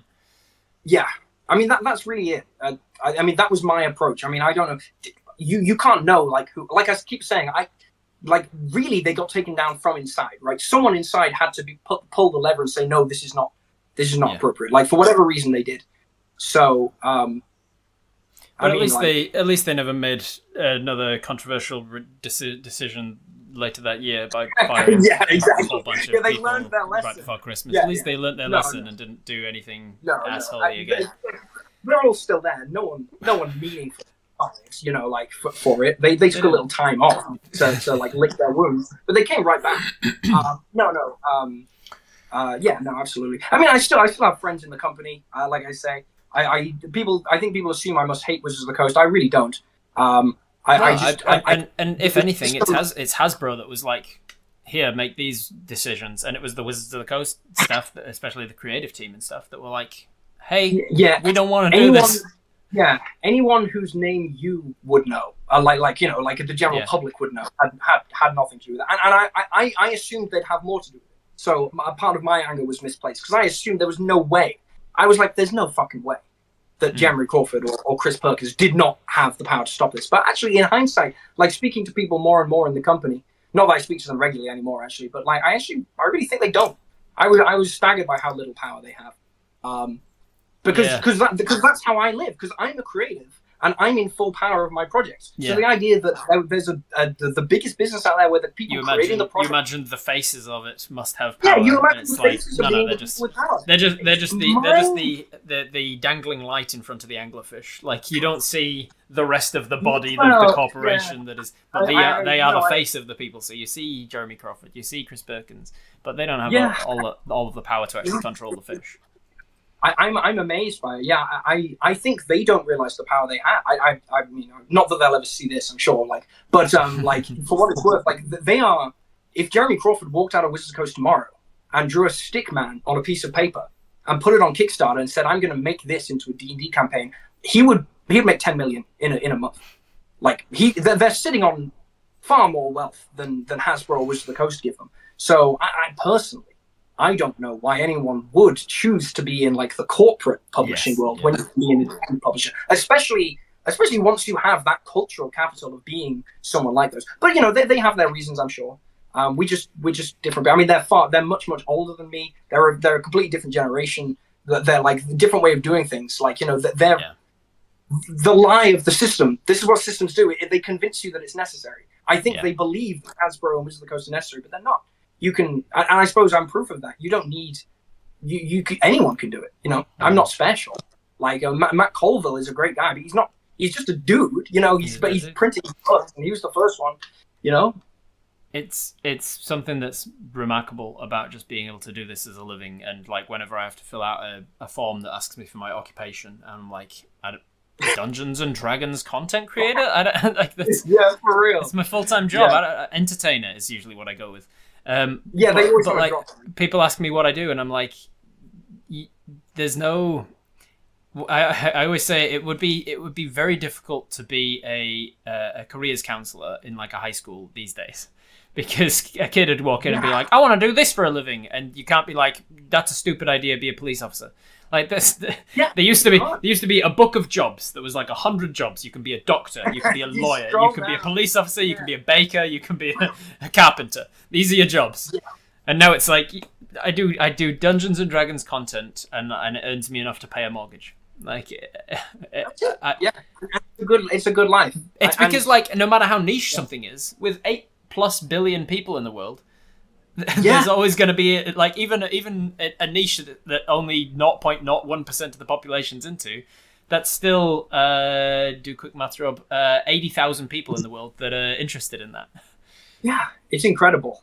It's so exciting. You know, I mean, we're lucky, and I think it's easy. Of course, no lucky person ever can really appreciate what it means to be lucky, right? You can't walk around the human brain can't walk around in like a euphoric daze day to day. Stuff will piss you off. Even if you can have every good fortune in the world, it's suddenly pissed off sometimes. But yeah, I think it's the fact that you can wake up and you.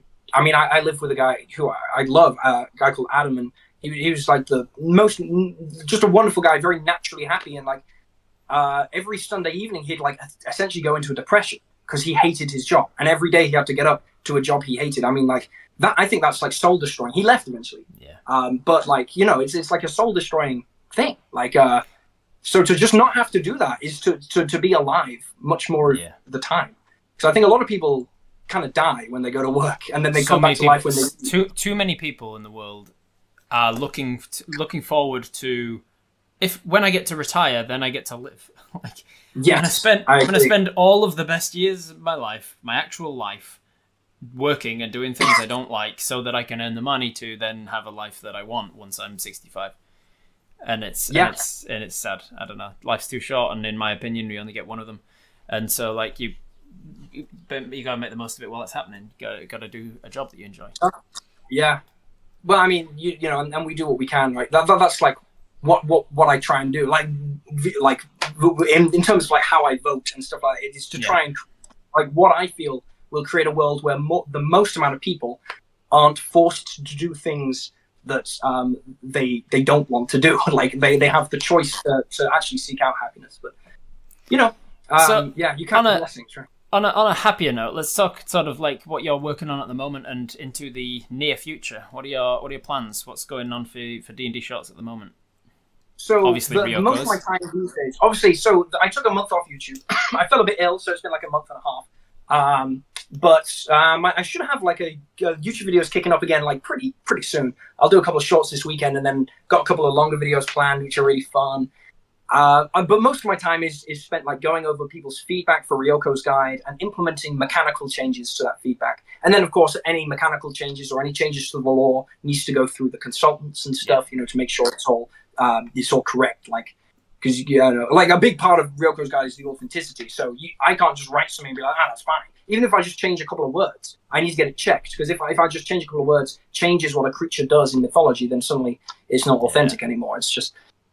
So a huge part of that is back and forth right now. I mean, extracting feedback from 28,000 people is like, it's crazy. It's so much work.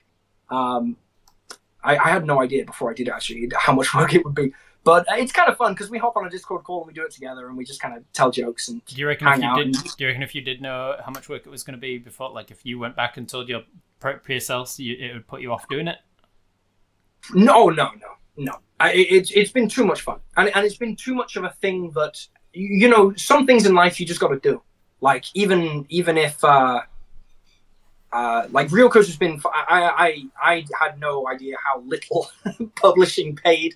Like it's so expensive to make a book. My God, like you think, looking at the numbers on the front end, that like, oh my God, these people are eating like crazy. No, not at all. I think YouTube pays far more than publishing does. Oh, Jesus. Really long term. Oh, God, yeah. That's saying something since YouTube doesn't. Yeah, exactly.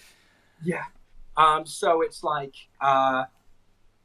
but it's not about the money, obviously. It's about like, you know, if I got to like, I just turned 29. So if I was like 35 and I did D&D YouTube for, I don't know how long I'll do it for. I'll do it until I don't want to do it anymore. But like, if I did it for 3 years, or 4 years, I'm nearly coming up to year 3 soon. And then stopped. I feel like I hadn't really done it if I hadn't tried to publish a book. You know, I publish a magazine every month, and that's really fun. So I'd have been like, well, why don't I do a book? You know, so it's kind of something I had to do. Had to try.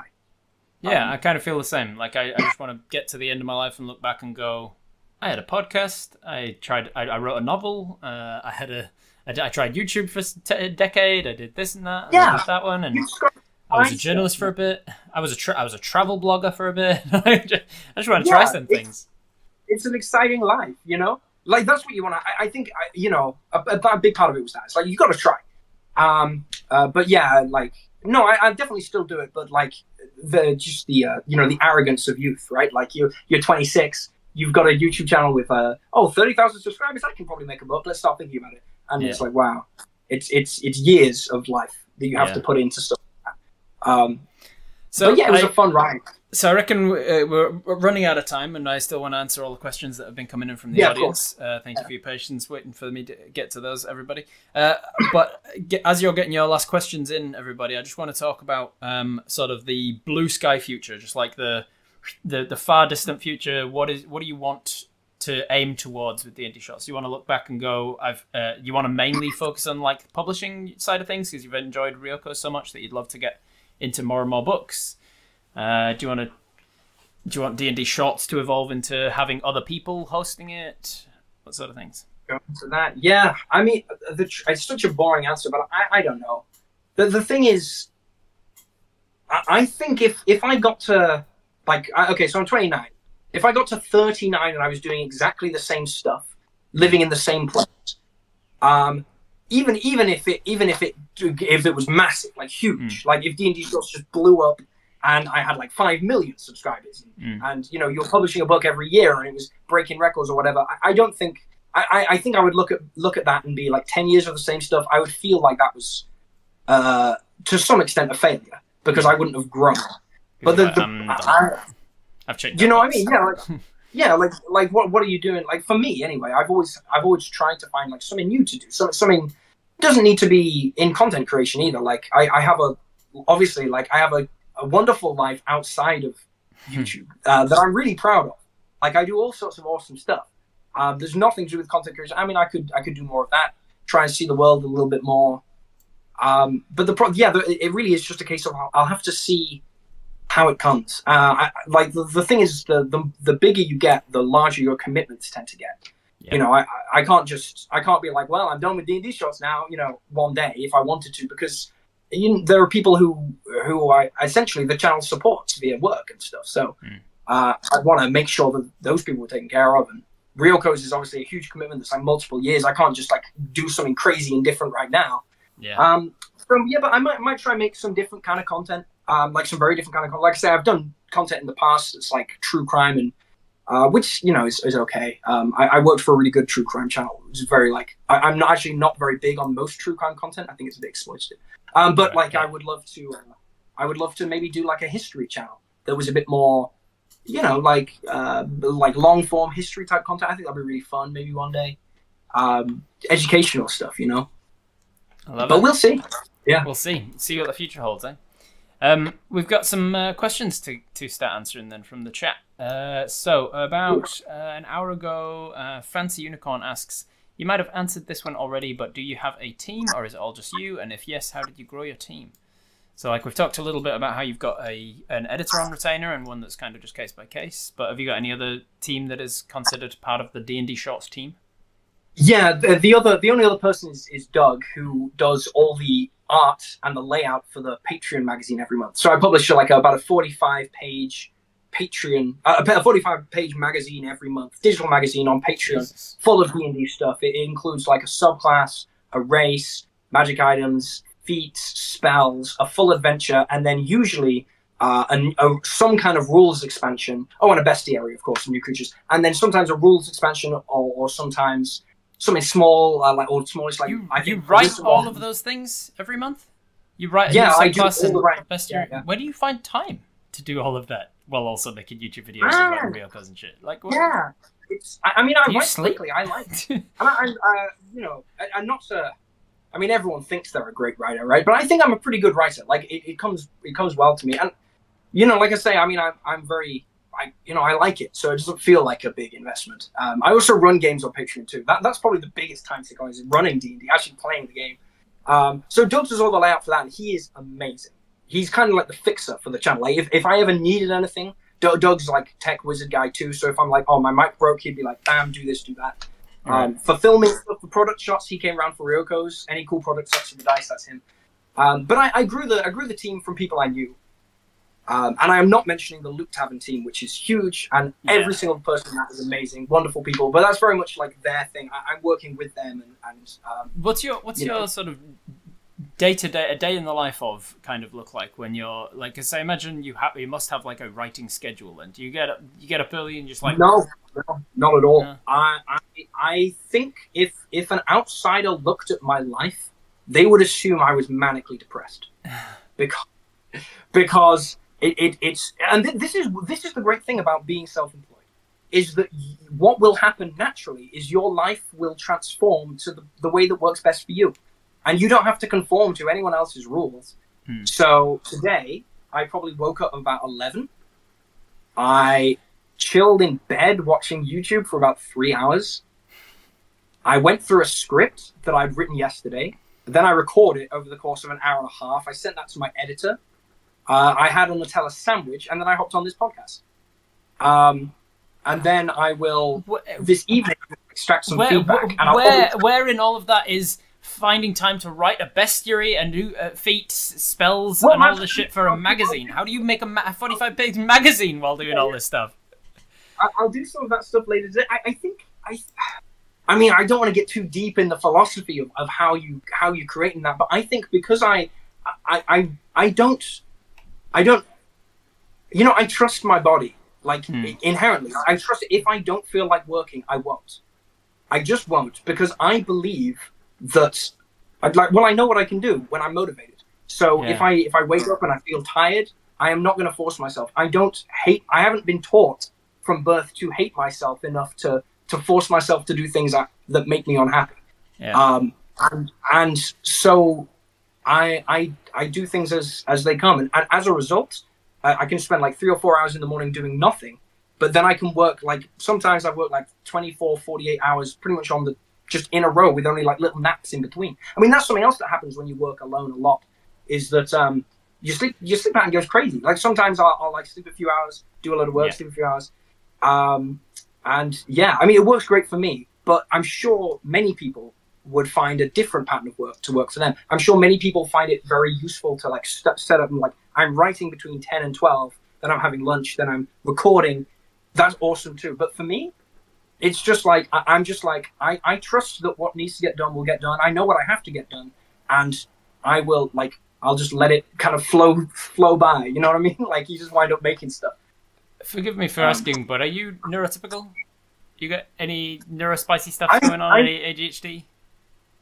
I don't think so. I've never been diagnosed. I did good in school. Because the way that you talk about just being able to do work is something like I've got reason to believe that I'm undiagnosed ADHD and I'm going to get assessed later this year.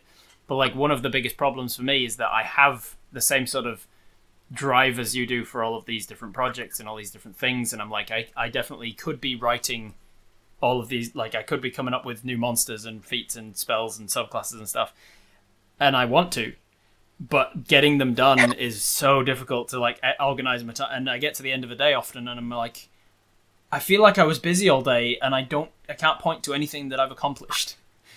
and that's one of the things that a lot of people are like, that feels like very much like an ADHD thing. It could be, man. I can't comment on that. I got no medical experience, but like it does sound very much. The reason I asked was it sounded very much like, oh man, that sounds like something that I would be accomplishing if I was neurotypical. Like the amount of the sort of work schedule that you can just do, and you can just be like, yeah, I'm motivated to do it, so I just sit down and do it. Like that's the section of it that's real difficult to me. I'm like, I'm motivated to do it, but I can't sit down and do it for some reason. I've got the motivation to do it, but I don't know why I'm just not doing it. Yeah, I mean, I guess that's a part of your journey, isn't it, as well? It's pretty exciting to work out. I feel like we label a lot of things that I don't know. If I am like not normal, it's never troubled me. Maybe I'm not, but for me, this is what worked out really well. So yeah, that's kind of how I work. Sorry, long answer to your question. No, I'm glad it worked out for you. Ghostbuster 1984 asks, I was thinking to use a tip jar method. If the players liked the adventure I made, they will throw some shekels at me if they want. What do you think? So like for your players at the table, Ghostbuster? Like you mean like as a DM, instead of being like a DM for hire, you just like tip jar on the table. You run a thing for your friends and like, hey, if you liked this, chip in for it. Because I think there's a potential for difficulty there if it's with just friends. Yeah, that would be a kind of odd dynamic, right? Like introducing an interesting dynamic. If you label it as like snack jar, if you're providing both the game and the snacks at the table, then it's perfectly fine to ask your friends to chip in for the snacks that you've provided that day, I reckon. If it's not, if it's like for, hey, did you like the way that I ran D&D today? Chuck me a tip. That's, you're introducing weird dynamic of like, if they don't feel obligated to do it, then they won't. I don't know, man, that sounds real bad. Yeah, when it comes to money, in my experience, most people would rather have it locked down. Yes. This session was £5. This session was 25 quid. Whatever you want to say it, just knowing that, much more comfortable than being like, okay, what do you think of that session, boys? Like, how much are you going to tip this time? Yeah, and it's like, how much was that session you worth? gave me a +2 longsword, so I guess I got to like drop a 50. Yeah, if you want to, I think it's an all or nothing Ghostbuster. You don't just do it halfway and like see if people want to tip you, because then that introduces negative feelings for you if they don't tip you, and you're like, oh, you didn't think my GMing was worth anything. It's an all or nothing thing. Just be upfront about it in person, being like, I can't afford the time that I'm putting into the prep for this game without earning something back for it. So be upfront and say, I'm going to start charging for DMing. And I would also suggest not starting that with your friends. If you think you're good enough to be a professional dungeon master, then get on Start Playing and register yourself as a dungeon master and start setting your price at what you think it's worth and finding if people are willing to actually pay it or not. Yeah, great advice. Unknown Smile asks, I'm about to run a session by playing as an Androsphinx. How should I RP an Androsphinx? I'm having trouble figuring out his personality and how he will treat the party who entered his goddess's personal vault that he's currently guarding. Ooh, I've not had much opportunity to run Sphinxes in my games before, but I do like them. I think they've got fascinating lore. The Androsphinx is the bigger one, I think. It is. It's the highest. The one that can affect like time as part of the initiative. Like you can affect the initiative order with his lair action, I think. Yeah, I think so. Maybe that's the giant Sphinx who can do time. Let's get the two of I them can't remember. Point is, I'd say there is no right or wrong answer with how you should roleplay stuff. Yeah. Because remember, the person who wrote the Androsphinx was just a guy. Like he didn't, no one gave him the authority. He's just a fucking dude. Like you're probably as smart as him, if not smarter. He might even be dead for all we know. It's an old game. Yeah. So I'd say take it. I know that's not useful, but I say there's nothing you can do that's wrong. Sphinxes in I feel like in most like mythology, like or fiction, tend to be like very aloof, powerful, riddly kind of creatures. But you could subvert that. You could have like a, you could do it sort of very like regal and proud and distant. Or you could also have an Androsphinx who's just like really unsure of himself and is like wanting to make friends, and he like gives a riddle and then he's immediately like, if you need any clues, I can give you hints. Like that would be a funny character to be like, I'm sorry, is that too hard? I can give you a different one. Like that would be a very funny RP. It depends on the style and the genre of your table as well. Like, is it like gritty realism, horror, super dangerous and dark and difficult? Then obviously you don't want to go that route of like being silly. But if it is slapstick humor, then you could be like just an Androsphinx who there's a famous scene of somebody on I think it was Jeopardy. It was some quiz show on TV where the host was reading the question and he goes, In what state was JF Kennedy shot in Texas?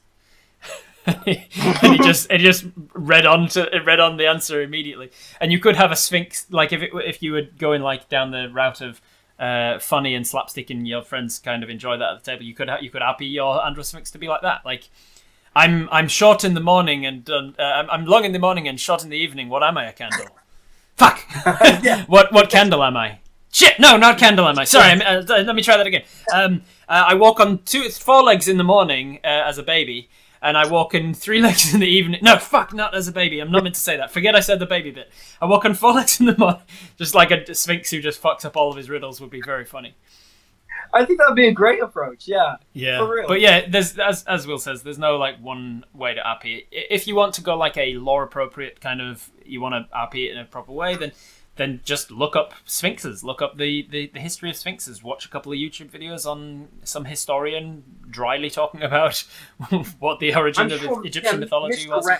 Mr. Rex must have something on Sphinxes, right? Like as well, if you want the official lore. But like I say, the official lore is no more accurate or important than your lore. So no. But yeah, just decide what your sphinxes are in your world, and the goddess's personal vault. Like, who is the goddess, and if he's the goddess's personal guard to guard her vault, then he probably has aspects of that same goddess.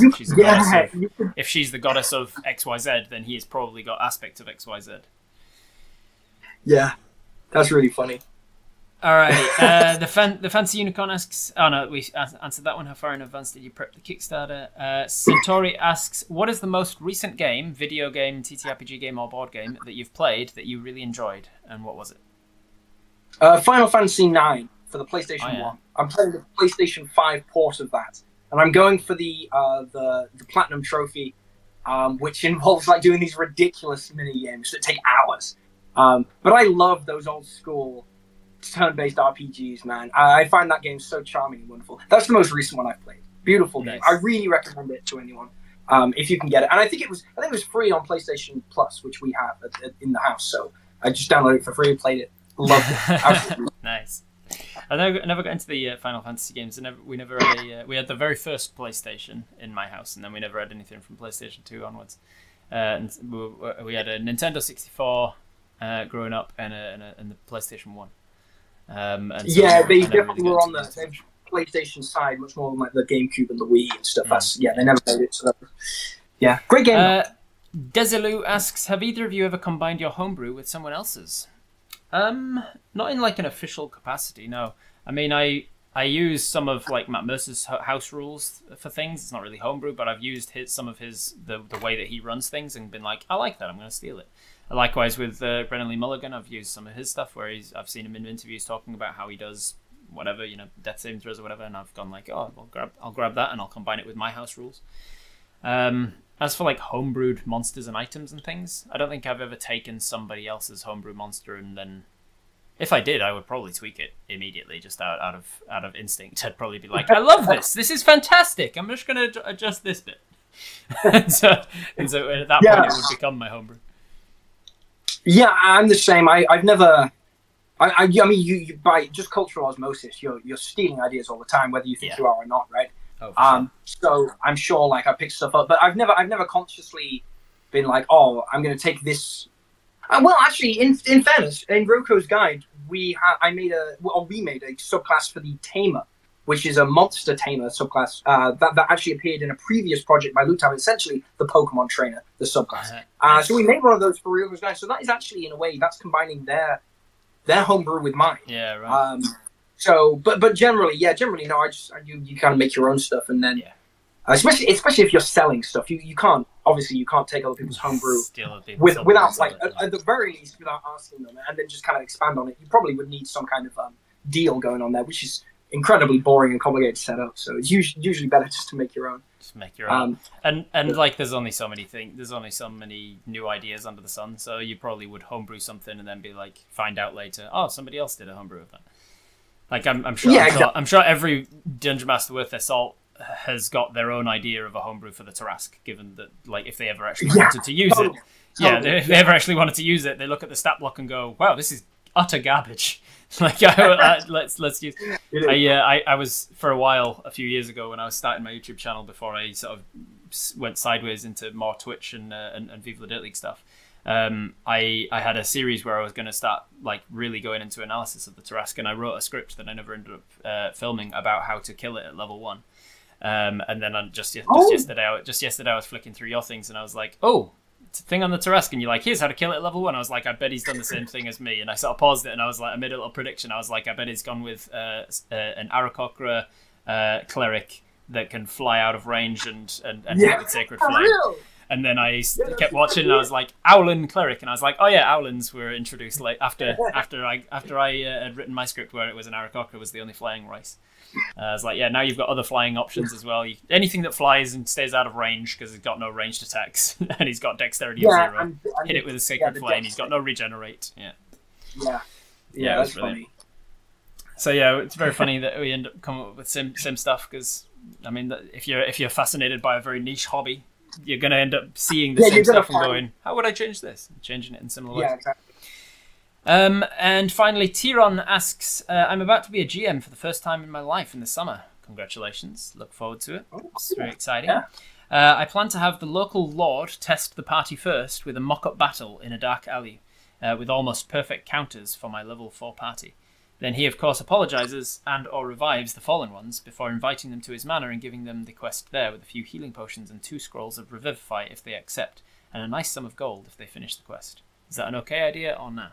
For a start, any idea you're having, you don't need to run it by other people to see if it's okay. You just need to know for yourself, does this sound like a fun idea? Does this sound like something I would want to run? Secondly, make sure that in session 0, you are just on the same page about the type of campaign that you can run with them. Like, that's just one of the things you should talk about before the campaign even starts. Like, you don't need to outline what you've just outlined for us, like the idea of the whole thing, Tiron, but you need to say, you need to get on the right page as to whether they're coming along with a clown called Snooky McDigglefarts, and they're expecting like a slapstick, nothing matters, and then we turn up next time and nothing from that we did last time matters into this time.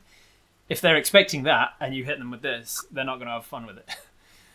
Likewise, if they're expecting that it's going to be like brazen heroes that can't ever do no wrong, like Dirty Harry or something, and they want to be like, I'm never defeated, I'm never bested, I have no weaknesses. If you want to be like, if they want to be Superman, then this is also not going to work, because the idea you're proposing is to knock them down, to show them humility, to see where their boundaries lie, and then for the guy to be like, all right, now that I know what level you're at, here's a quest for you. So just be on the right page with them as to expectations is my thing. But if they're on board with the right sort of genre and setting that you're suggesting, then this sounds like a good idea to me. Yeah, I think that's wonderful advice. I will just add a cautionary. This is just again my opinion, which is completely irrelevant to your life. But I would say forced loss encounters almost always suck. Yeah, because what they essentially are at that point is a glorified cutscene, and D&D combat is so slow. Like a combat encounter is going to take like an hour, maybe even a pretty swift one, an hour and a half.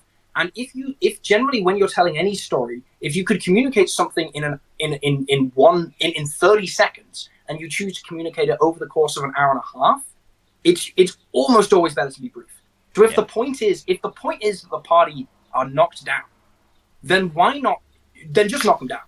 Just knock them down. Don't, you may as well, like, if they're going to get knocked down anyway, it's probably more likely to feel frustrating for the party if they fight for an hour and a half, burning all their resources, and then lose anyway. That's probably more likely going to feel frustrating than fun.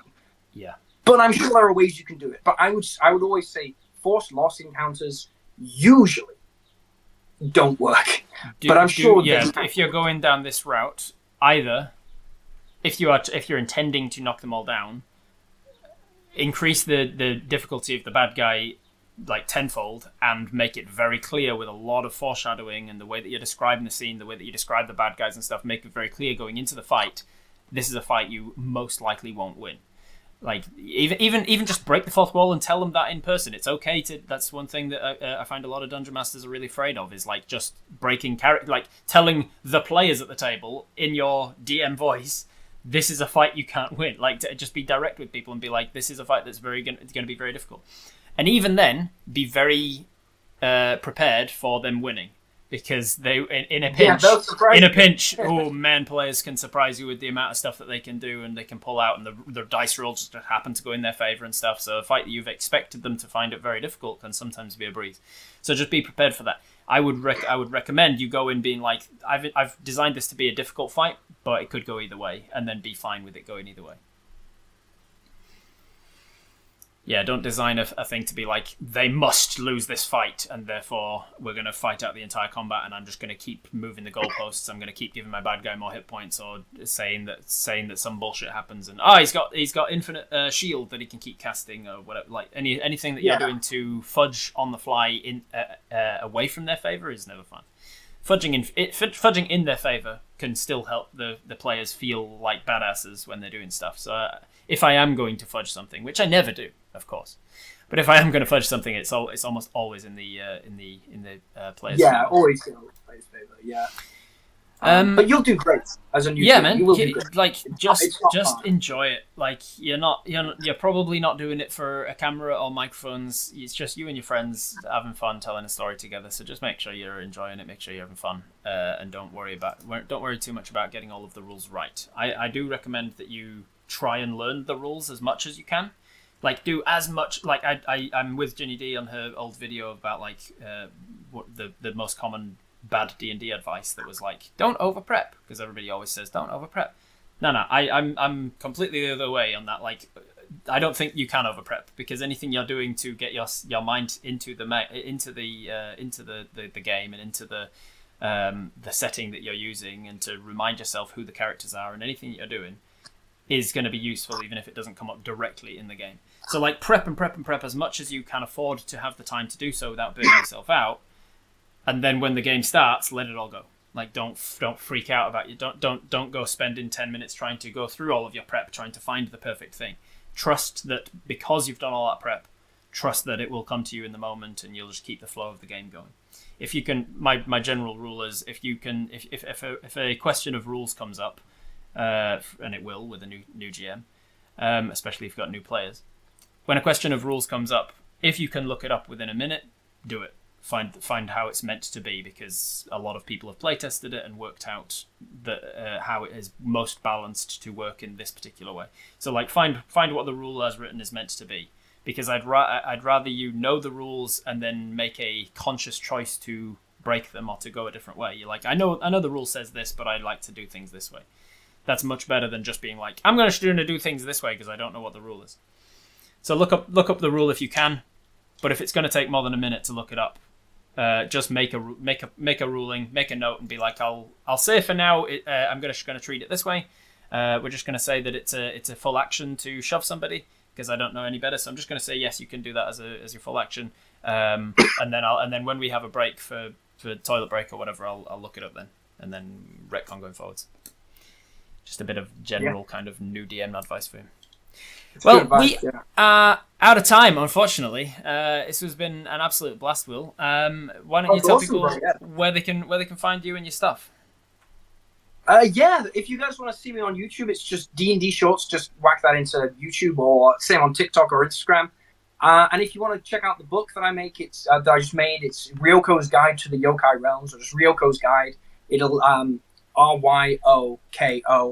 And that's on Kickstarter. You can still order it, even though the Kickstarter's finished. You can still pre-order it on BackerKit. Just go on the Kickstarter page; it'll link you right there. And aside from that, yeah, that's basically everything. I'm not on any other social really, so yeah, it's just been such a pleasure and an honor to be here and just hang out with you all. Yeah, it's been a really great chance for me to finally kind of, because we caught up very briefly at Gen Con last year, but it's been a great opportunity for you and I to sort of have some FaceTime again.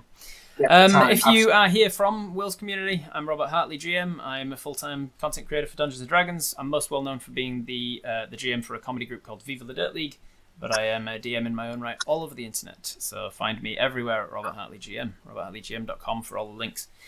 Let's end up this short rest and raid off into somebody else online. Is there anybody that you know is streaming right now that you want to raid? Because I always like to give the option to my guests, but if not, there's a few people that I know, like Cinderblock Sally is online. Oh, Cinderblock Sally! I've seen his stuff on YouTube. Yeah, right, that guy. Yeah. Do you know? You never met him? Oh, I should introduce you to him. He's a real good dude, real funny guy, I love his stuff. He's always popping in like, hey, always in the sides and talking about stuff. And, like, doing all this stuff. Yeah, he's real funny guy. He's and great. Real Yeah, nice guy for too. real, dude. Yeah, absolutely. Let's raid into Cinderblock Sally, and I guess that's the end of our short rest. So our air bubbles are starting to run out. We've got to get out and finish mining this stuff and grab what we need and get back to the surface. So until next time, Thank you very much for being here, everybody. That's right, everybody. Ciao for now. Bye. And then we awkwardly wave until the raid happens. Ha ha ha ha. I can do a little dance. A little dance. Underwater dancings. Bye! Bye! Thanks for watching this video. It really means a lot to me. And if you want to spot me in ways that doesn't cost you anything, you can tell your friends, or colleagues, or family, or Reddit threads, or just post the video somewhere. Thanks!